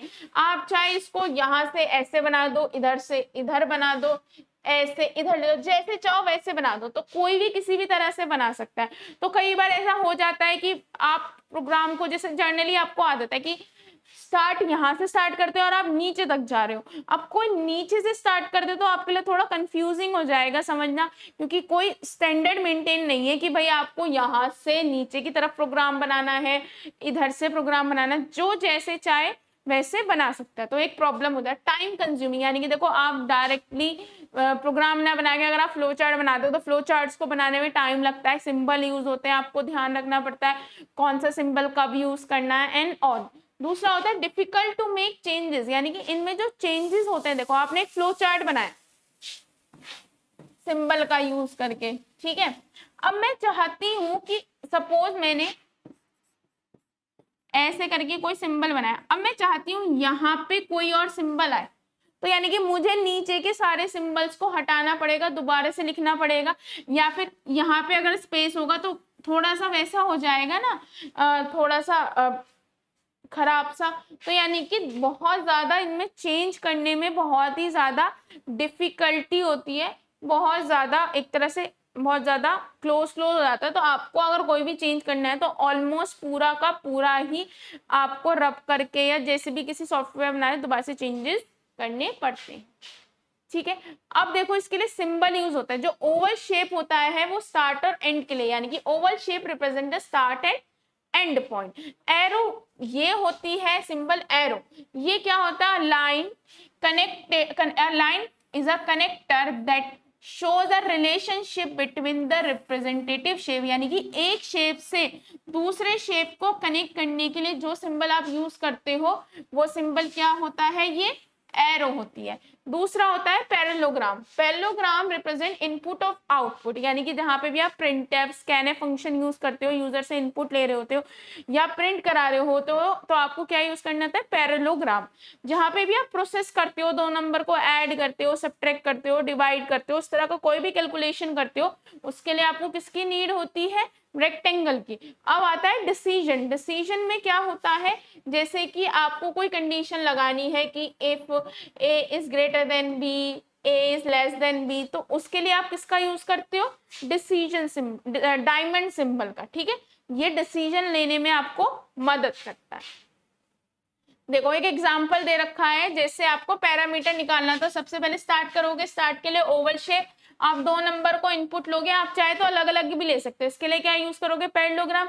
फिर आपको प्रोसेसिंग करनी है, यानी कि दो नंबर को ऐड करके मल्टीप्लाई, दो नंबर एल और बी को ऐड करके 2 से मल्टीप्लाई करना है और स्टोर करना है, तो उसके लिए रेक्टेंगल। और फिर आप प्रिंट करा दोगे पैरामीटर को और आप में लास्ट में स्टॉप हो जाओगे, स्टॉप के लिए ओवल। ऐसे ही दूसरा एग्जांपल है, आपने कैलकुलेट करा है सिंपल इंटरेस्ट, इनपुट लोगे प्रिंसिपल, रेट और टाइम, तो इनपुट के लिए आप क्या यूज करते हो? पैरेललोग्राम करते हो। फिर स्टार्ट यूज करोगे, ठीक है। फिर आप कैलकुलेशन करोगे, यानी कि सिंपल इंटरेस्ट। सिंपल इंटरेस्ट का आपने I into P into R into T divide by 100, जहां भी प्रोसेस है, कैलकुलेशन है, उसके लिए आप क्या यूज करोगे? रेक्टेंगल यूज करोगे। यूज करने के बाद आप डिस्प्ले करा दोगे, यानी कि प्रिंट कर दोगे, राइट कर दोगे और स्टॉप हो जाओगे। तो ये सिंबल्स हैं, ये आपको आने चाहिए। क्वेश्चन कई बार कोई भी आ जाता है कि किसी का भी पैलिंड्रोम या किसी का भी आपको क्या बनाना है? Flow chart.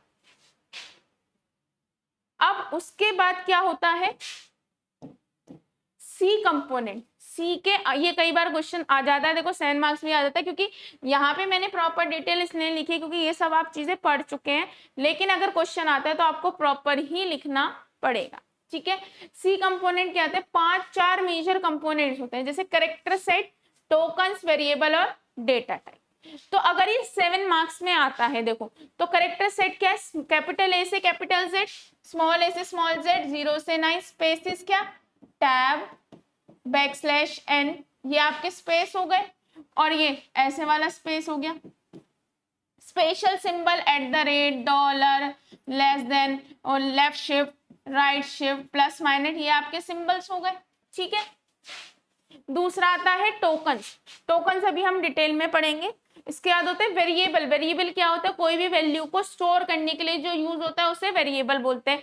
डेटा टाइप किस तरह के होते हैं, int, char, float, double, pointer, structure and union. इन सब अगर देखो 7 नंबर में आता है तो आप इंट, कैर, फ्लोट के बारे में 2-2 लाइन लिख देना। Int is a data type which is use to store the value like 2, 3, 4, 5। Char जो है करेक्टर टाइप की वैल्यू स्टोर करता है, ये सारी वैल्यू स्टोर करता है। फ्लोट 2.5, 6.5 और डबल, पॉइंटर, इन सब के बारे में 2-2 लाइंस लिखनी पड़ेंगी क्योंकि ये सब चीजें आपको पता है। अब आते हैं टोकन। टोकन क्या होती है, smallest individual unit in a program. जो सबसे छोटी इंडिविजुअल यूनिट होती है ना प्रोग्राम की, उसको हम टोकन कहते हैं। ये टोकन क्या होते हैं, ये 1, 2, 3, 4, 5, 6 तरीके के होते हैं, ठीक है। अब सबसे पहले स्पेशल सिंबल आपको पता है, @ डॉलर, ये सब चीजें आपको पता है। Operator, plus, minus, less than, arithmetic operator, logical operator, bitwise operator, सबके नाम लिख देना। ये डिपेंड करता है कि किस हिसाब से क्वेश्चन आता है, ठीक है। स्ट्रिंग्स क्या होती है, हेलो, मतलब डबल कोट्स के अंदर जो भी एक मैसेज लिखा जाता है उसे स्ट्रिंग कहते हैं। कॉन्स्टेंट्स क्या होते हैं, जिनकी वैल्यू चेंज नहीं होती, 2, 2.5, 6, 7 कुछ भी। आइडेंटिफायर्स क्या होते हैं, किसी भी फंक्शन का, एरे का और वेरिएबल के नेम को ही हम, जैसे इंट ए, ये भी एक आइडेंटिफायर है, ये भी क्या है, एक आइडेंटिफायर है। ये सारे क्या है, आपके आइडेंटिफायर। कीवर्ड्स क्या होते हैं, कीवर्ड्स क्या होते हैं, रिजर्व वर्ड होते हैं जिनके मीनिंग ना नेम आप चेंज नहीं कर सकते,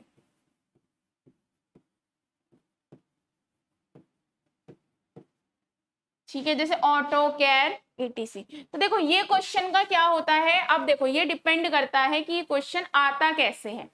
अगर ये क्वेश्चन आपका सिर्फ 2 नंबर में आ रहा है तो आप तो सिर्फ इतना लिख देंगे चल जाएगा, लेकिन अगर ये क्वेश्चन आपका 7 नंबर में आता है तो करेक्टर सेट के बारे में तो आप कुछ नहीं लिख सकते, इतना ही लिखोगे। टोकन के बारे में यही लिखोगे, पर स्पेशल ऑपरेटर्स के नाम लिख देना, अर्थमेटिक, लॉजिकल, सारे नाम लिख देना। स्ट्रिंग, कांस्टेंट, इनके बारे में तो यही लिखा जाएगा। अब आते हैं वेरिएबल, कुछ नहीं, नेम ऑफ अ वेरिएबल, लेकिन डेटा टाइप के बारे में थोड़ा सा डिटेल लिख देना, ठीक है। ये आप क्वेश्चन देख के करिएगा कि ये 7 मार्क्स का है। 3.5, 3.5 का मतलब होता है जब 7 नंबर के क्वेश्चन में आपके 2 पार्ट्स दे दिए जाते हैं, तो आप डिवाइड कर लो 7 को 2 से, 3.5, 3.5 हो गया, तो उसमें यह 2 नंबर में आता है, उसके अकॉर्डिंग आप इसको लिख लीजिएगा, ठीक है। अब अगला आता है हमारा ऑपरेटिंग सिस्टम, ठीक है। ऑपरेटिंग सिस्टम होता क्या है, ये एक तरह का सिस्टम सॉफ्टवेयर होता है जो परफॉर्म करता है सारे बेसिक टास्क को, जैसे कि फाइल मैनेज करना, प्रोसेस करना और मेमोरी, यानी कि हर एक चीज को मैनेज करने के लिए, रिसोर्स मैनेजर कहते हैं ऑपरेटिंग सिस्टम को। हर चीज को सही से मैनेज करने के लिए, परफॉर्म करने के लिए जो यूज होता है वो ऑपरेटिंग सिस्टम होता है। ये एक तरह का रिसोर्स मैनेजर की तरह वर्क करता है। देखो ये आपका ऑपरेटिंग सिस्टम है, ये सारी चीजों को, हर चीज को मैनेज करता है कि कौन सी फाइल पहले ओपन होनी है, कौन सी फाइल बाद में ओपन होनी है, या 2 लोगों ने अगर प्रिंटर की कमांड दे दी है सेम टाइम पे, तो मतलब कुछ सेकंड का तो डिफरेंस होगा। तो जैसे सपोज प्रिंटर क्या होता है, शेयरेबल रिसोर्स है, आप भी उसे यूज कर सकते हैं और कोई और भी यूज कर सकता है, क्योंकि आप 2-3 लोग एक प्रिंटर को शेयरेबल फॉर्म में यूज कर सकते हैं।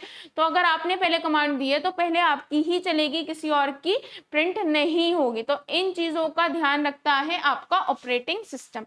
अब आपके ऑपरेटिंग सिस्टम कई तरीके के होते हैं। देखो मैंने आपको ना टेबुलर फॉर्म में दी है, कई बार डिफरेंस आ जाए, जैसे multi programming, multi process, multi threading, देखो ये पूरा यहाँ तक जाएगा।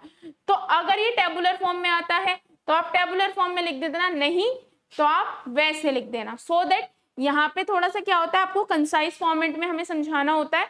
तो अगर आता है तो आप कैसे लिख देंगे, ये वाला पॉइंट, फिर इसका दूसरा पॉइंट, इसका तीसरा पॉइंट, चौथा पॉइंट, इस तरह से भी लिख देंगे आप। और अगर टैबुलर फॉर्म में आता है, टैबुलर में जैसे चाहे आप वैसे कर देना।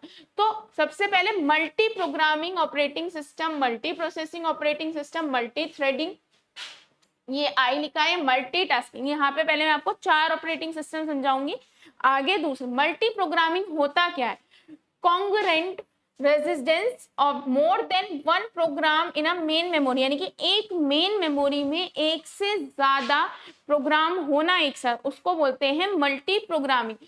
मल्टी प्रोसेसिंग क्या होता है, the availability of more than one processor per system which can execute several set of instruction in parallel, यानी कि एक कंप्यूटर में एक से ज्यादा प्रोसेसर सीपीयू होना जो पैरेलली आपके डेटा को एग्जीक्यूट कर सके, उसे बोलते हैं मल्टी प्रोसेसिंग। मल्टी थ्रेडिंग क्या होता है, a process is divide into several different सब प्रोसेस इज कॉल्ड थ्रेड, यानी कि आपके एक बड़े से प्रोसेस को छोटे छोटे थ्रेड्स में डिवाइड कर दिया। जैसे समझो मेल आपका एक प्रोसेस है, इस मेल आपकी एक ऐप है, मेल के अंदर आप गए तो उसमें क्या आप सिर्फ मेल ही कर सकते हो, उसमें कंपोज होता है, इनबॉक्स होता है, ड्राफ्ट होता है।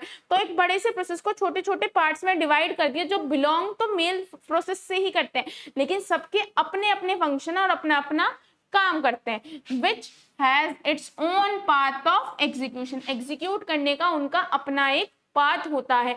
मल्टीटास्किंग क्या होता है, the execution of more than one task simultaneously, यानी कि एक से ज्यादा टास्क को आप परफॉर्म कर सके, उसे हम बोलते हैं मल्टीटास्किंग ऑपरेटिंग सिस्टम।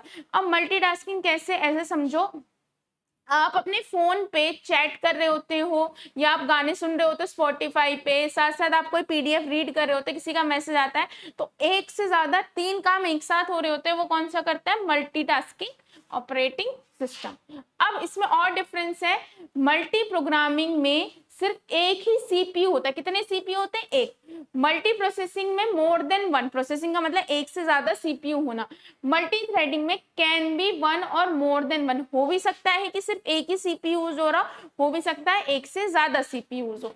मल्टीटास्किंग में भी एक ही सीपीयू यूज होता है। वो मल्टीटास्किंग में एक सीपीयू से क्या मतलब, भाई वो क्या करता है, जैसे तुमने गाना सुना तो गाने को थोड़ा सा उसने स्टोर कर दिया आपके में, इतने आपने गाने सुना, इतने आपने एक मैसेज का रिप्लाई कर दिया। अब मैसेज का रिप्लाई आपने किया है तो सामने वाला थोड़ा टाइम तो लेगा ना उस चीज को रिप्लाई करने में, तो इतने उसने आपकी पीडीएफ को रीड कर दिया, एक पेज को। अब आपने पीडीएफ का एक पेज डाउनलोड उसने कर दिया, अब दूसरे पेज को आप रीड करने में टाइम लोगे ना, इतने उसने स्पॉटिफाई का आगे का पोर्शन कर दिया, फिर इतने में करा, उसका रिप्लाई आया, आपने रिप्लाई कर दिया। तो इस तरह से कंटेक्स्ट स्विच करते रहता है मल्टीटास्किंग में एक ही सीपीयू। कितने यूजर्स हो सकते हैं इस तरह के, वन एट अ टाइम, एक टाइम पे एक ही हो सकता है। मल्टी प्रोसेसर में can be one or more than one, इस तरह के ऑपरेटिंग सिस्टम में एक या एक से ज्यादा यूजर हो सकते हैं। मल्टी थ्रेडिंग में एक ही होता है और मोर देन वन हो सकते हैं मल्टीटास्किंग में। मल्टी प्रोग्रामिंग की एफिशिएंसी कम होती है, मल्टी प्रोसेसर की मैक्सिमम होती है, मल्टी थ्रेडिंग की मॉडरेट होती है और मल्टी की भी मॉडरेट होती है। थ्रूपुट का मतलब होता है कि एक सेकंड में या पर यूनिट टाइम में कितना काम कर सकता है। सबसे ज्यादा जो काम कर पाता है वो मल्टी प्रोसेसिंग कर पाता है। क्यों भाई, एक मिनट में आपने एक घंटे को एक यूनिट माना, तो यहाँ तो 2-4 प्रोसेसर है, तो सबसे ज्यादा यहाँ पे होगा, यहाँ पे सबसे कम होता है। और देखो यहाँ पे हो सकता है कि भाई एक या एक से ज्यादा प्रोसेसर होता है, इसलिए इसको मॉडरेट माना गया। और यहाँ पे भी क्या होता है, एक ही प्रोसेसर कंटेक्स्ट स्विच करते रहता है एक से दूसरी जगह, तो यहाँ पे भी मॉडरेट माना जाता है थ्रूपुट को। ठीक है, अगला क्या होता है, कितने प्रोसेस एग्जीक्यूट हो सकते हैं। भाई मल्टी प्रोग्रामिंग में तो एक ही प्रोसेस एग्जीक्यूट होगा, सिर्फ क्या होता है, बहुत सारे प्रोसेस मेन मेमोरी में एक साथ रह सकते हैं। मल्टी प्रोग्रामिंग में मोर than one process execute eight a time. क्यों? क्योंकि भाई एक से ज्यादा सीपीयू हो सकते हैं, तो जब एक से ज्यादा सीपीयू है तो एक से ज्यादा काम हो सकता है। मल्टी थ्रेडिंग में क्या होता है, various component of the same process are executed at a time, यानी कि एक ही प्रोसेस के एक से ज्यादा कंपोनेंट एग्जीक्यूट होते हैं। इसका एग्जांपल है, अगर आप जो है अपनी मेल खोलते हैं, तो क्या जिस टाइम पे आप मेल कर रहे हैं, क्या उस टाइम पे कोई मेल आ सकती है? ठीक है। दूसरा क्या है, only one job is being executed at a time, यानी कि एक टाइम पे एक ही काम होगा। ठीक है। तो देखो, अगर क्वेश्चन आता है कि भाई मल्टी प्रोग्रामिंग है क्या, तो आप सिंपल सा एक तो ये बताओगे, the congruent residency of one more than one program in a main memory, in this only one CPU is used, number of processor will be one, efficiency is very less। तो आप इस तरह से पॉइंट्स में बना दोगे। ठीक है, ये इसलिए बनाया था सो दैट आपका कॉम्पैक्ट भी रहे और आपको मैक्सिमम से मैक्सिमम चीजें विद इन टाइम आपको याद हो जाए, क्योंकि एग्जाम टाइम में जितना डेटा कॉम्पैक्ट रहता है उतना ज्यादा आपको, क्योंकि अगर आप इसको लिख तो सकते ही हो, अगर ये डेटा थोड़ा सा ज्यादा होता है तो आपको भी लगता है बहुत ज्यादा, क्योंकि यूनिट 1 थोड़ी सी लेंदी तो है ही, पर मैंने कोशिश की है इसे कॉम्पैक्ट करने की और मैक्सिमम से मैक्सिमम चीजें आप तक पहुंचाने की। अगर आप ये वन शॉट कर लेंगे तो आपकी 99.99% आपके सारे क्वेश्चन हो जाएंगे। अब देखो, मैंने 0.99 क्यों बोला, पूरा क्यों नहीं, क्योंकि देखो ऐसा होता है, देखो 7 नंबर के मैक्सिमम सारे क्वेश्चन सारे ही करा दिए मैंने आपको, आपके 2 नंबर के भी मैंने मैक्सिमम सारे क्वेश्चन करा दिए। बट क्या होता है, 7 नंबर का तो 100% श्योर हूँ कि कोई क्वेश्चन बाहर से नहीं आएगा। पर देखो, कई बार हो जाता है 2 नंबर का क्वेश्चन आ भी जाता है, नहीं भी, वो थोड़ा सा वेरी कर जाता है। अब रियल टाइम ऑपरेटिंग सिस्टम क्या होता है, this type of operating system serve the real time system, the time interval required to process and respond to the input is very small, this time interval is called response time। यानी कि real time operating system वो होते हैं जो real time data पे work करते हैं। अब ऐसे समझो कोई मशीन है जिसमें जो ऑक्सीजन आपको प्रोवाइड करती है, जैसे कोई पेशेंट है या उसकी हार्ट रेट मेजर करती है, तो एक चीज बताओ, अकॉर्डिंगली अगर जिस हिसाब से इंसान की हार्ट रेट है या कोई भी दिक्कत है, उसी के अकॉर्डिंग उसे ऑक्सीजन सप्लाई देनी है, तो क्या जो ऑक्सीजन सप्लाई वो वेरी या चेंज होगी, वो रियल टाइम डेटा पे होगी ना, यानी कि जिस हिसाब से इनपुट आएगा उसी तरह से चेंज करना है। अब अगर ऑक्सीजन ज्यादा चाहिए तो वो जो रिस्पॉन्ड करे मशीन, क्या वो 1 घंटे बाद कर सकती है? तो नहीं, वो विद इन सेकेंड उसे रिस्पॉन्ड करना पड़ेगा, और उस इनपुट आने में और रिस्पॉन्ड करने में वो टाइम होता है, उसे हम रिस्पॉन्स टाइम कहते हैं। यानी कि कितना आपसे बोला गया बेटा ये काम करो, और कितने मिनट बाद या कितने सेकंड बाद आप वो काम कर रहे हो। यानी कि मैंने बोला आपको 12 बजे कि आप ये काम करो, और आपने 12:01 पे काम करा, तो यानी कि 1 मिनट बाद आपने रिस्पॉन्ड करा। और यहाँ पे जो रिस्पॉन्स टाइम होता है वो बहुत कम होता है, और जितने टाइम में आपको बोला जाता है कि वो रिस्पॉन्स करना है, उतने ही टाइम में वो रिस्पॉन्स होना चाहिए। ये रियल टाइम सिस्टम्स कहाँ यूज होते हैं, when there are time requirement are very restrict, यानी कि जहाँ पे टाइम रिक्वायरमेंट बहुत ज्यादा स्ट्रिक्ट होता है, जैसे कि मिसाइल सिस्टम हो गया, एयर ट्रैफिक कंट्रोल सिस्टम हो गया, रोबोट्स में हो गया, यानी कि रोबोट्स को वही कमांड दी है, और सपोज वो विद इन सेकेंड वो कमांड नहीं कम करे, तो ये जो काम आपने बोला वो वही काम करता रहे तो गलत हो जाएगा। या फिर मिसाइल सिस्टम है, यानी कि आपने दो देशों के बीच में वॉर हो रही है, तो आपको मिसाइल लॉन्च करनी है, और आपको 1 सेकंड की भी देर हो जाए तो सामने वाला तो लॉन्च कर देगा, तो विद इन टाइम होनी चाहिए ये चीजें। अब ये 2 तरह के होते हैं, एक तो होता है हार्ड रियल टाइम सिस्टम और एक होता है soft real time system. The hard real time system is a system in which the failure to meet even a single deadline may lead to the complete or appalling system failure। यानी कि आपने even छोटी से छोटी, अगर आप एक single भी डेडलाइन को अगर आपको 4 डेडलाइन दी है कि आपको ये काम अब करना है, ये 9 बजे करना है, ये 9:05 पे करना है, ये 9:10 पे करना है, और ये काम 9:15 पे होना है, अगर आप एक भी काम को करने में सक्षम नहीं रहते हैं या 1-2 सेकंड की देरी हो जाती है, तो पूरा सिस्टम फेल हो सकता है, पूरे सिस्टम में प्रॉब्लम क्रिएट हो सकती है। ठीक है। अब जैसे कोई अपना कोई लॉन्च करे कोई मिसाइल या अपना कोई कुछ भी भेजे और वो विद इन आपको उसमें 4 ऑपरेशन परफॉर्म करने इस ड्यूरेशन से, और उसमें से एक में भी आपको देरी हो जाए तो नेक्स्ट वाला भी देर होगा और एज एन आपका जो पूरा सिस्टम है वो खराब हो जाएगा।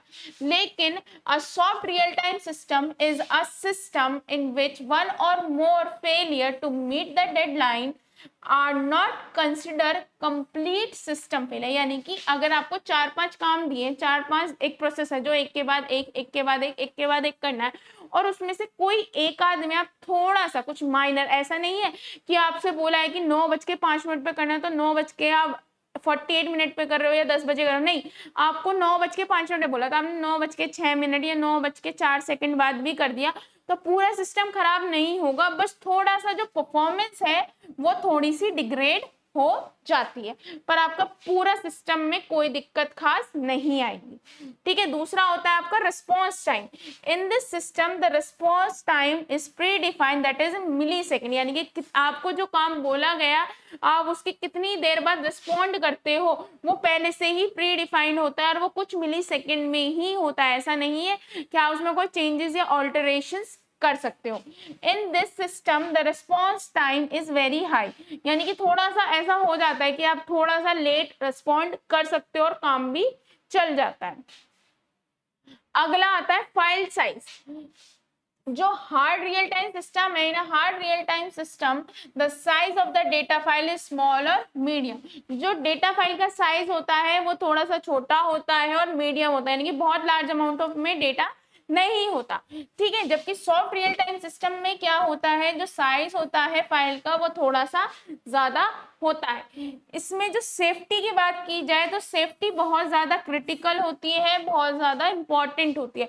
यहाँ पे सेफ्टी इतनी क्रिटिकल नहीं होती या थोड़ा सा डिले करने से ह्यूमन लाइफ है इस पे कुछ खास इफेक्ट नहीं पड़ेगा। इसके सम ऑफ द एग्जाम्पल क्या है, जैसे सैटेलाइट लॉन्च करना, जब आपको लॉन्च करनी है अगर कुछ भी लेट हो गया तो दिक्कत होगी। आपको रेलवे सिग्नलिंग सिस्टम है, यानी कि आपने सिग्नल देना है कि कौन सी ट्रेन रुकेगी, कौन सी ट्रेन कब आ रही है या थोड़ी देर रुकना है, अगर आप थोड़ा सा भी लेट हो गए तो दिक्कत हो जाएगी।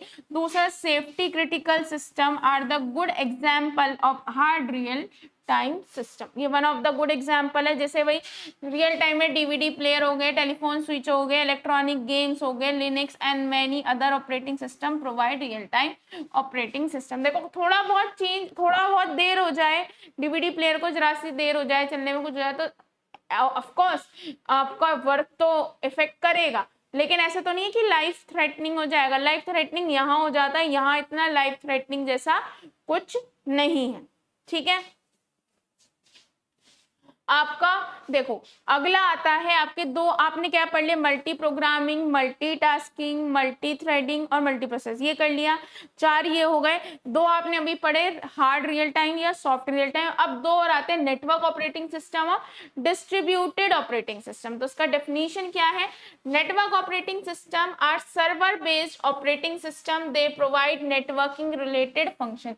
ये सर्वर बेस्ड ऑपरेटिंग सिस्टम होते हैं, ये आपको क्या प्रोवाइड करते हैं, नेटवर्क से रिलेटेड जितनी भी फंक्शनैलिटी होती है। ये इतने फॉल्ट टॉलरेंट नहीं होते हैं, अगर कोई भी फॉल्ट आ जाता है तो आपका पूरा सिस्टम खराब हो जाता है। जबकि डिस्ट्रीब्यूटेड ऑपरेटिंग सिस्टम बहुत ज्यादा फॉल्ट टॉलरेंट होते हैं, ये काफी सही होते हैं। Distributed operating system manage a set of independent network communication computer and make them look like an ordinary centralised operating system. यानी कि जो आपका डिस्ट्रीब्यूटेड ऑपरेटिंग सिस्टम होते हैं वो क्या होता है, बहुत सारे कंप्यूटर्स होते हैं जिनके पास अपना मेमोरी, अपना सीपीयू सब कुछ होता है, वो एक दूसरे से कम्युनिकेट करते हैं, एक दूसरे के डेटा को एक्सेस कर सकते हैं। और अगर सपोज ये 1 2 ठीक है, सपोज ये सारे कंप्यूटर एक दूसरे से कनेक्टेड है। ठीक है। अब हो सकता है कि सपोज इसमें ये कोई फेलियर हो गया, किसी ने रिक्वेस्ट भेजी, तो हो सकता है कि वो डेटा यहाँ तो ना मिले पर वो यहाँ मिल जाएगा, यहाँ मिल जाएगा, यहाँ मिल जाएगा, यानी कि यहाँ पे डेटा अवेलेबल रहता है और आप बहुत सारा डेटा को इजिली गैदर कर सकते हैं। अगला क्या आता है, देखो ये आपकी कंप्लीट हो गए जितने भी ऑपरेटिंग सिस्टम से। देखो ये क्वेश्चन 7 मार्क्स का ही है, व्हाट इज ऑपरेटिंग सिस्टम और कितनी तरह के ऑपरेटिंग सिस्टम होते हैं। तो आपके पास देखो एक तो होता है कि जब बहुत ज्यादा थ्योरी होती है तो इंसान अवॉइड करता है, तो इसलिए मैंने कोशिश की है कि आप इसको इस तरह से याद करें कि भाई इसकी डेफिनेशन क्या है, इसका रिस्पॉन्स टाइम क्या है, तो उसी के बेसिस पर आप पॉइंट्स में लिख सकते हो कि मल्टी प्रोग्रामिंग क्या होती है, एक से ज्यादा प्रोग्राम, कितने उसमें प्रोसेसर होते हैं, ये तो आप 4-4 5-5 पॉइंट बना के उसे आसानी से लिख सकते हैं और वो रिप्रेजेंटेटिव भी रहता है और नंबर आसानी से। और चाहे आप ऐसे भी लिख सकते हैं इसके टर्म्स, या ऐसे कह सकते हैं एट्रीब्यूट्स के बेसिस पे,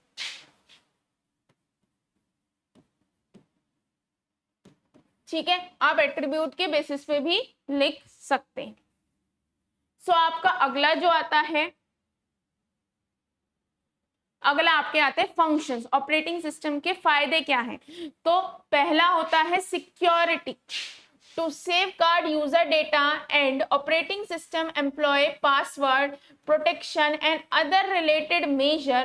It also protect the program and user from illegal access. यानी कि सिक्योरिटी क्या प्रोवाइड करता है, यानी कि आपको अलाउ करता है अगर आपने किसी फाइल पे आपने कोई पासवर्ड या लॉक लगा दिया है तो वैसे ही खुलेगा। अगर आप ऑथेंटिकेट यूजर हैं तो ही आप फाइल को खोल पाएंगे, या अपने सीपीयू पे अगर आप लॉक वगैरह लगा देते हैं, लॉक इन सेंस आपने कोई पासवर्ड डाल दिया तो बिना पासवर्ड के आपका जो कंप्यूटर है ओपन नहीं होगा। और ये साथ में ये भी प्रोटेक्ट करता है जो प्रोग्राम्स होते हैं और यूजर डेटा होता है वो जिस पोर्शन में एक्सेस करने के लिए एलिजिबल है, जहां वो पड़े हैं वहीं पे रहे, कहीं और पे ना रहे। दूसरा क्या था, job accounting. The operating system maintain the track of how much time and resources are consumed by different tasks and user, and this data can be used to measure the resource utilization for a user or group of user. ये याद रखता है कि एक resource कहाँ पे पड़ा है या कौन से रिसोर्स की कितनी रीड है। या फिर ऐसे एग्जांपल समझ लो, आपका प्रिंटर है, दो लोगों ने कमांड दी, तो अब ये ऑपरेटिंग सिस्टम का काम है कि पहले कौन किसका डेटा प्रिंट होगा और प्रिंट होने के बाद दूसरे ने जब कमांड दे रखी है वो दोबारा से उसका डेटा प्रिंट होना स्टार्ट हो जाए। ये सब चीजों का ये ध्यान रखता है।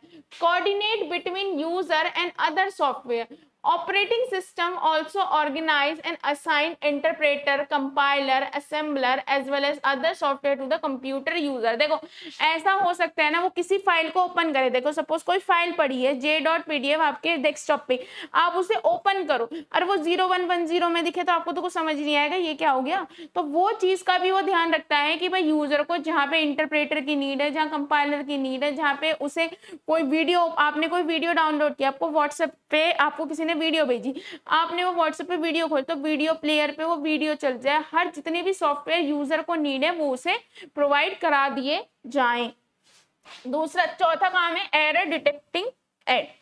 The operating system constantly monitor the system in order to discover faults and prevent a computer system for failing। यानी कि ये ऑपरेटिंग सिस्टम कंटिन्यूसली चेक करता रहता है कि उसमें कोई फॉल्ट तो नहीं है, कहीं कोई दिक्कत तो नहीं है। जैसे आपके फोन की अगर बैटरी लो होती है तो एकदम एक मैसेज आता है और बैटरी इज लो, तो ऐसे ही कोई दिक्कत तो नहीं है, कोई वायरस तो नहीं आ गया, इन सब चीजों का ध्यान रखता है ये। और वो एरर है तो उस एरर को डिटेक्ट करके मैसेज भेज देता है, ठीक है। अगला इसका काम है मेमोरी मैनेजमेंट, मेमोरी को मैनेज करना।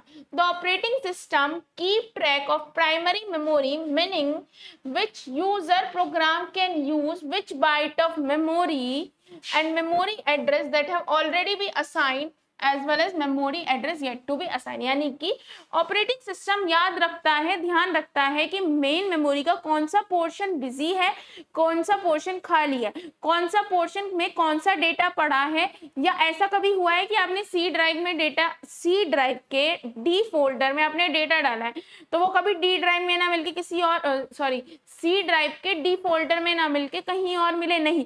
यानी कि जो डेटा आपने जहां डाला है वो वहीं रहता है और वहां पे वो एज अ रिजर्व रहता है, कोई और डेटा नहीं डाल सकता। ठीक है, जिस लोकेशन पर पड़ा है, और कौन सा लोकेशन फ्री है, कौन सी लोकेशन यूटिलाइज हो चुकी है, या कौन सी फाइल आपने डिलीट कर दी है, कौन सी फाइल आपकी कौन सी मेमोरी लोकेशन खाली हो चुकी है, इन सब चीजों का ध्यान रखता है operating system. Operating system determine the order in which process will be permitted memory access and how long it multi program, यानी कि ये ध्यान रखता है कि कितने समय के लिए मल्टी प्रोग्रामिंग होनी है और कौन सा प्रोसेस कौन से पोर्शन को एक्सेस कर सकता है मेमोरी के। It allocate memory to the process when the process asks for it and deallocate the memory when the processor exit और परफॉर्म इनपुट आउटपुट एक्टिविटी। जब कोई प्रोसेस मेमोरी की नीड करता है तो उस समय के लिए ऐसा समझो आपने कोई पीपीटी बनाई या कोई पीडीएफ बनाई, उसको आपने सेव नहीं की, लेकिन बीइंग टाइम तो आपने मेमोरी, जब आप कोई फाइल लिख रहे हो, कुछ कर रहे हो, तो यानी कंप्यूटर की मेमोरी में आपने स्पेस दे दिया, लेकिन आपने गलती से उसे क्रॉस कर दिया, आपका काम वो गलत हो गया।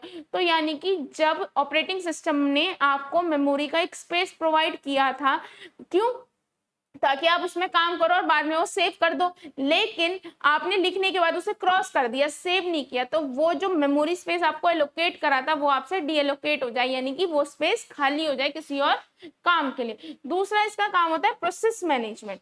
Allocate a processor based CPU to a process when a process is no longer needed the processor is delocated, यानी कि किसी भी काम को होने के लिए, एक फाइल को खुलने के लिए, एक फाइल को बंद होने, किसी भी काम को होने के लिए प्रोसेसर की नीड होती है। तो ऑपरेटिंग सिस्टम का ये काम होता है कि वो ध्यान रखता है कि भाई कौन सा प्रोसेस, कब प्रोसेस को प्रोसेसर की नीड है, कब प्रोसेसर यानी कि प्रोसेसर यानी कि सीपीयू को ये काम करना है, सीपीयू को वो काम करना है, सीपीयू को ये काम का ध्यान रखना, हर चीज को ये मैनेज करता है, हर चीज का ये ध्यान रखता है। ठीक है, आपके जितने भी इंपॉर्टेंट टॉपिक हैं इस यूनिट में कंप्लीट हुए हैं, और एक बार मैं दोबारा से बता रही हूँ, आपको ब्लॉक डायग्राम, फ्लो चार्ट, आपका स्टोरेज क्लास, ऑपरेटिंग सिस्टम, और ये चीजें आपको बहुत ज्यादा ध्यान से करनी है। मैंने कोशिश की आपके सारे मैक्सिमम क्वेश्चन आपके वन शॉट में क्लियर हो गए हो, और आपके मैक्सिमम इसके अलावा से कोई क्वेश्चन बाहर से नहीं आएगा। ठीक है, थैंक यू।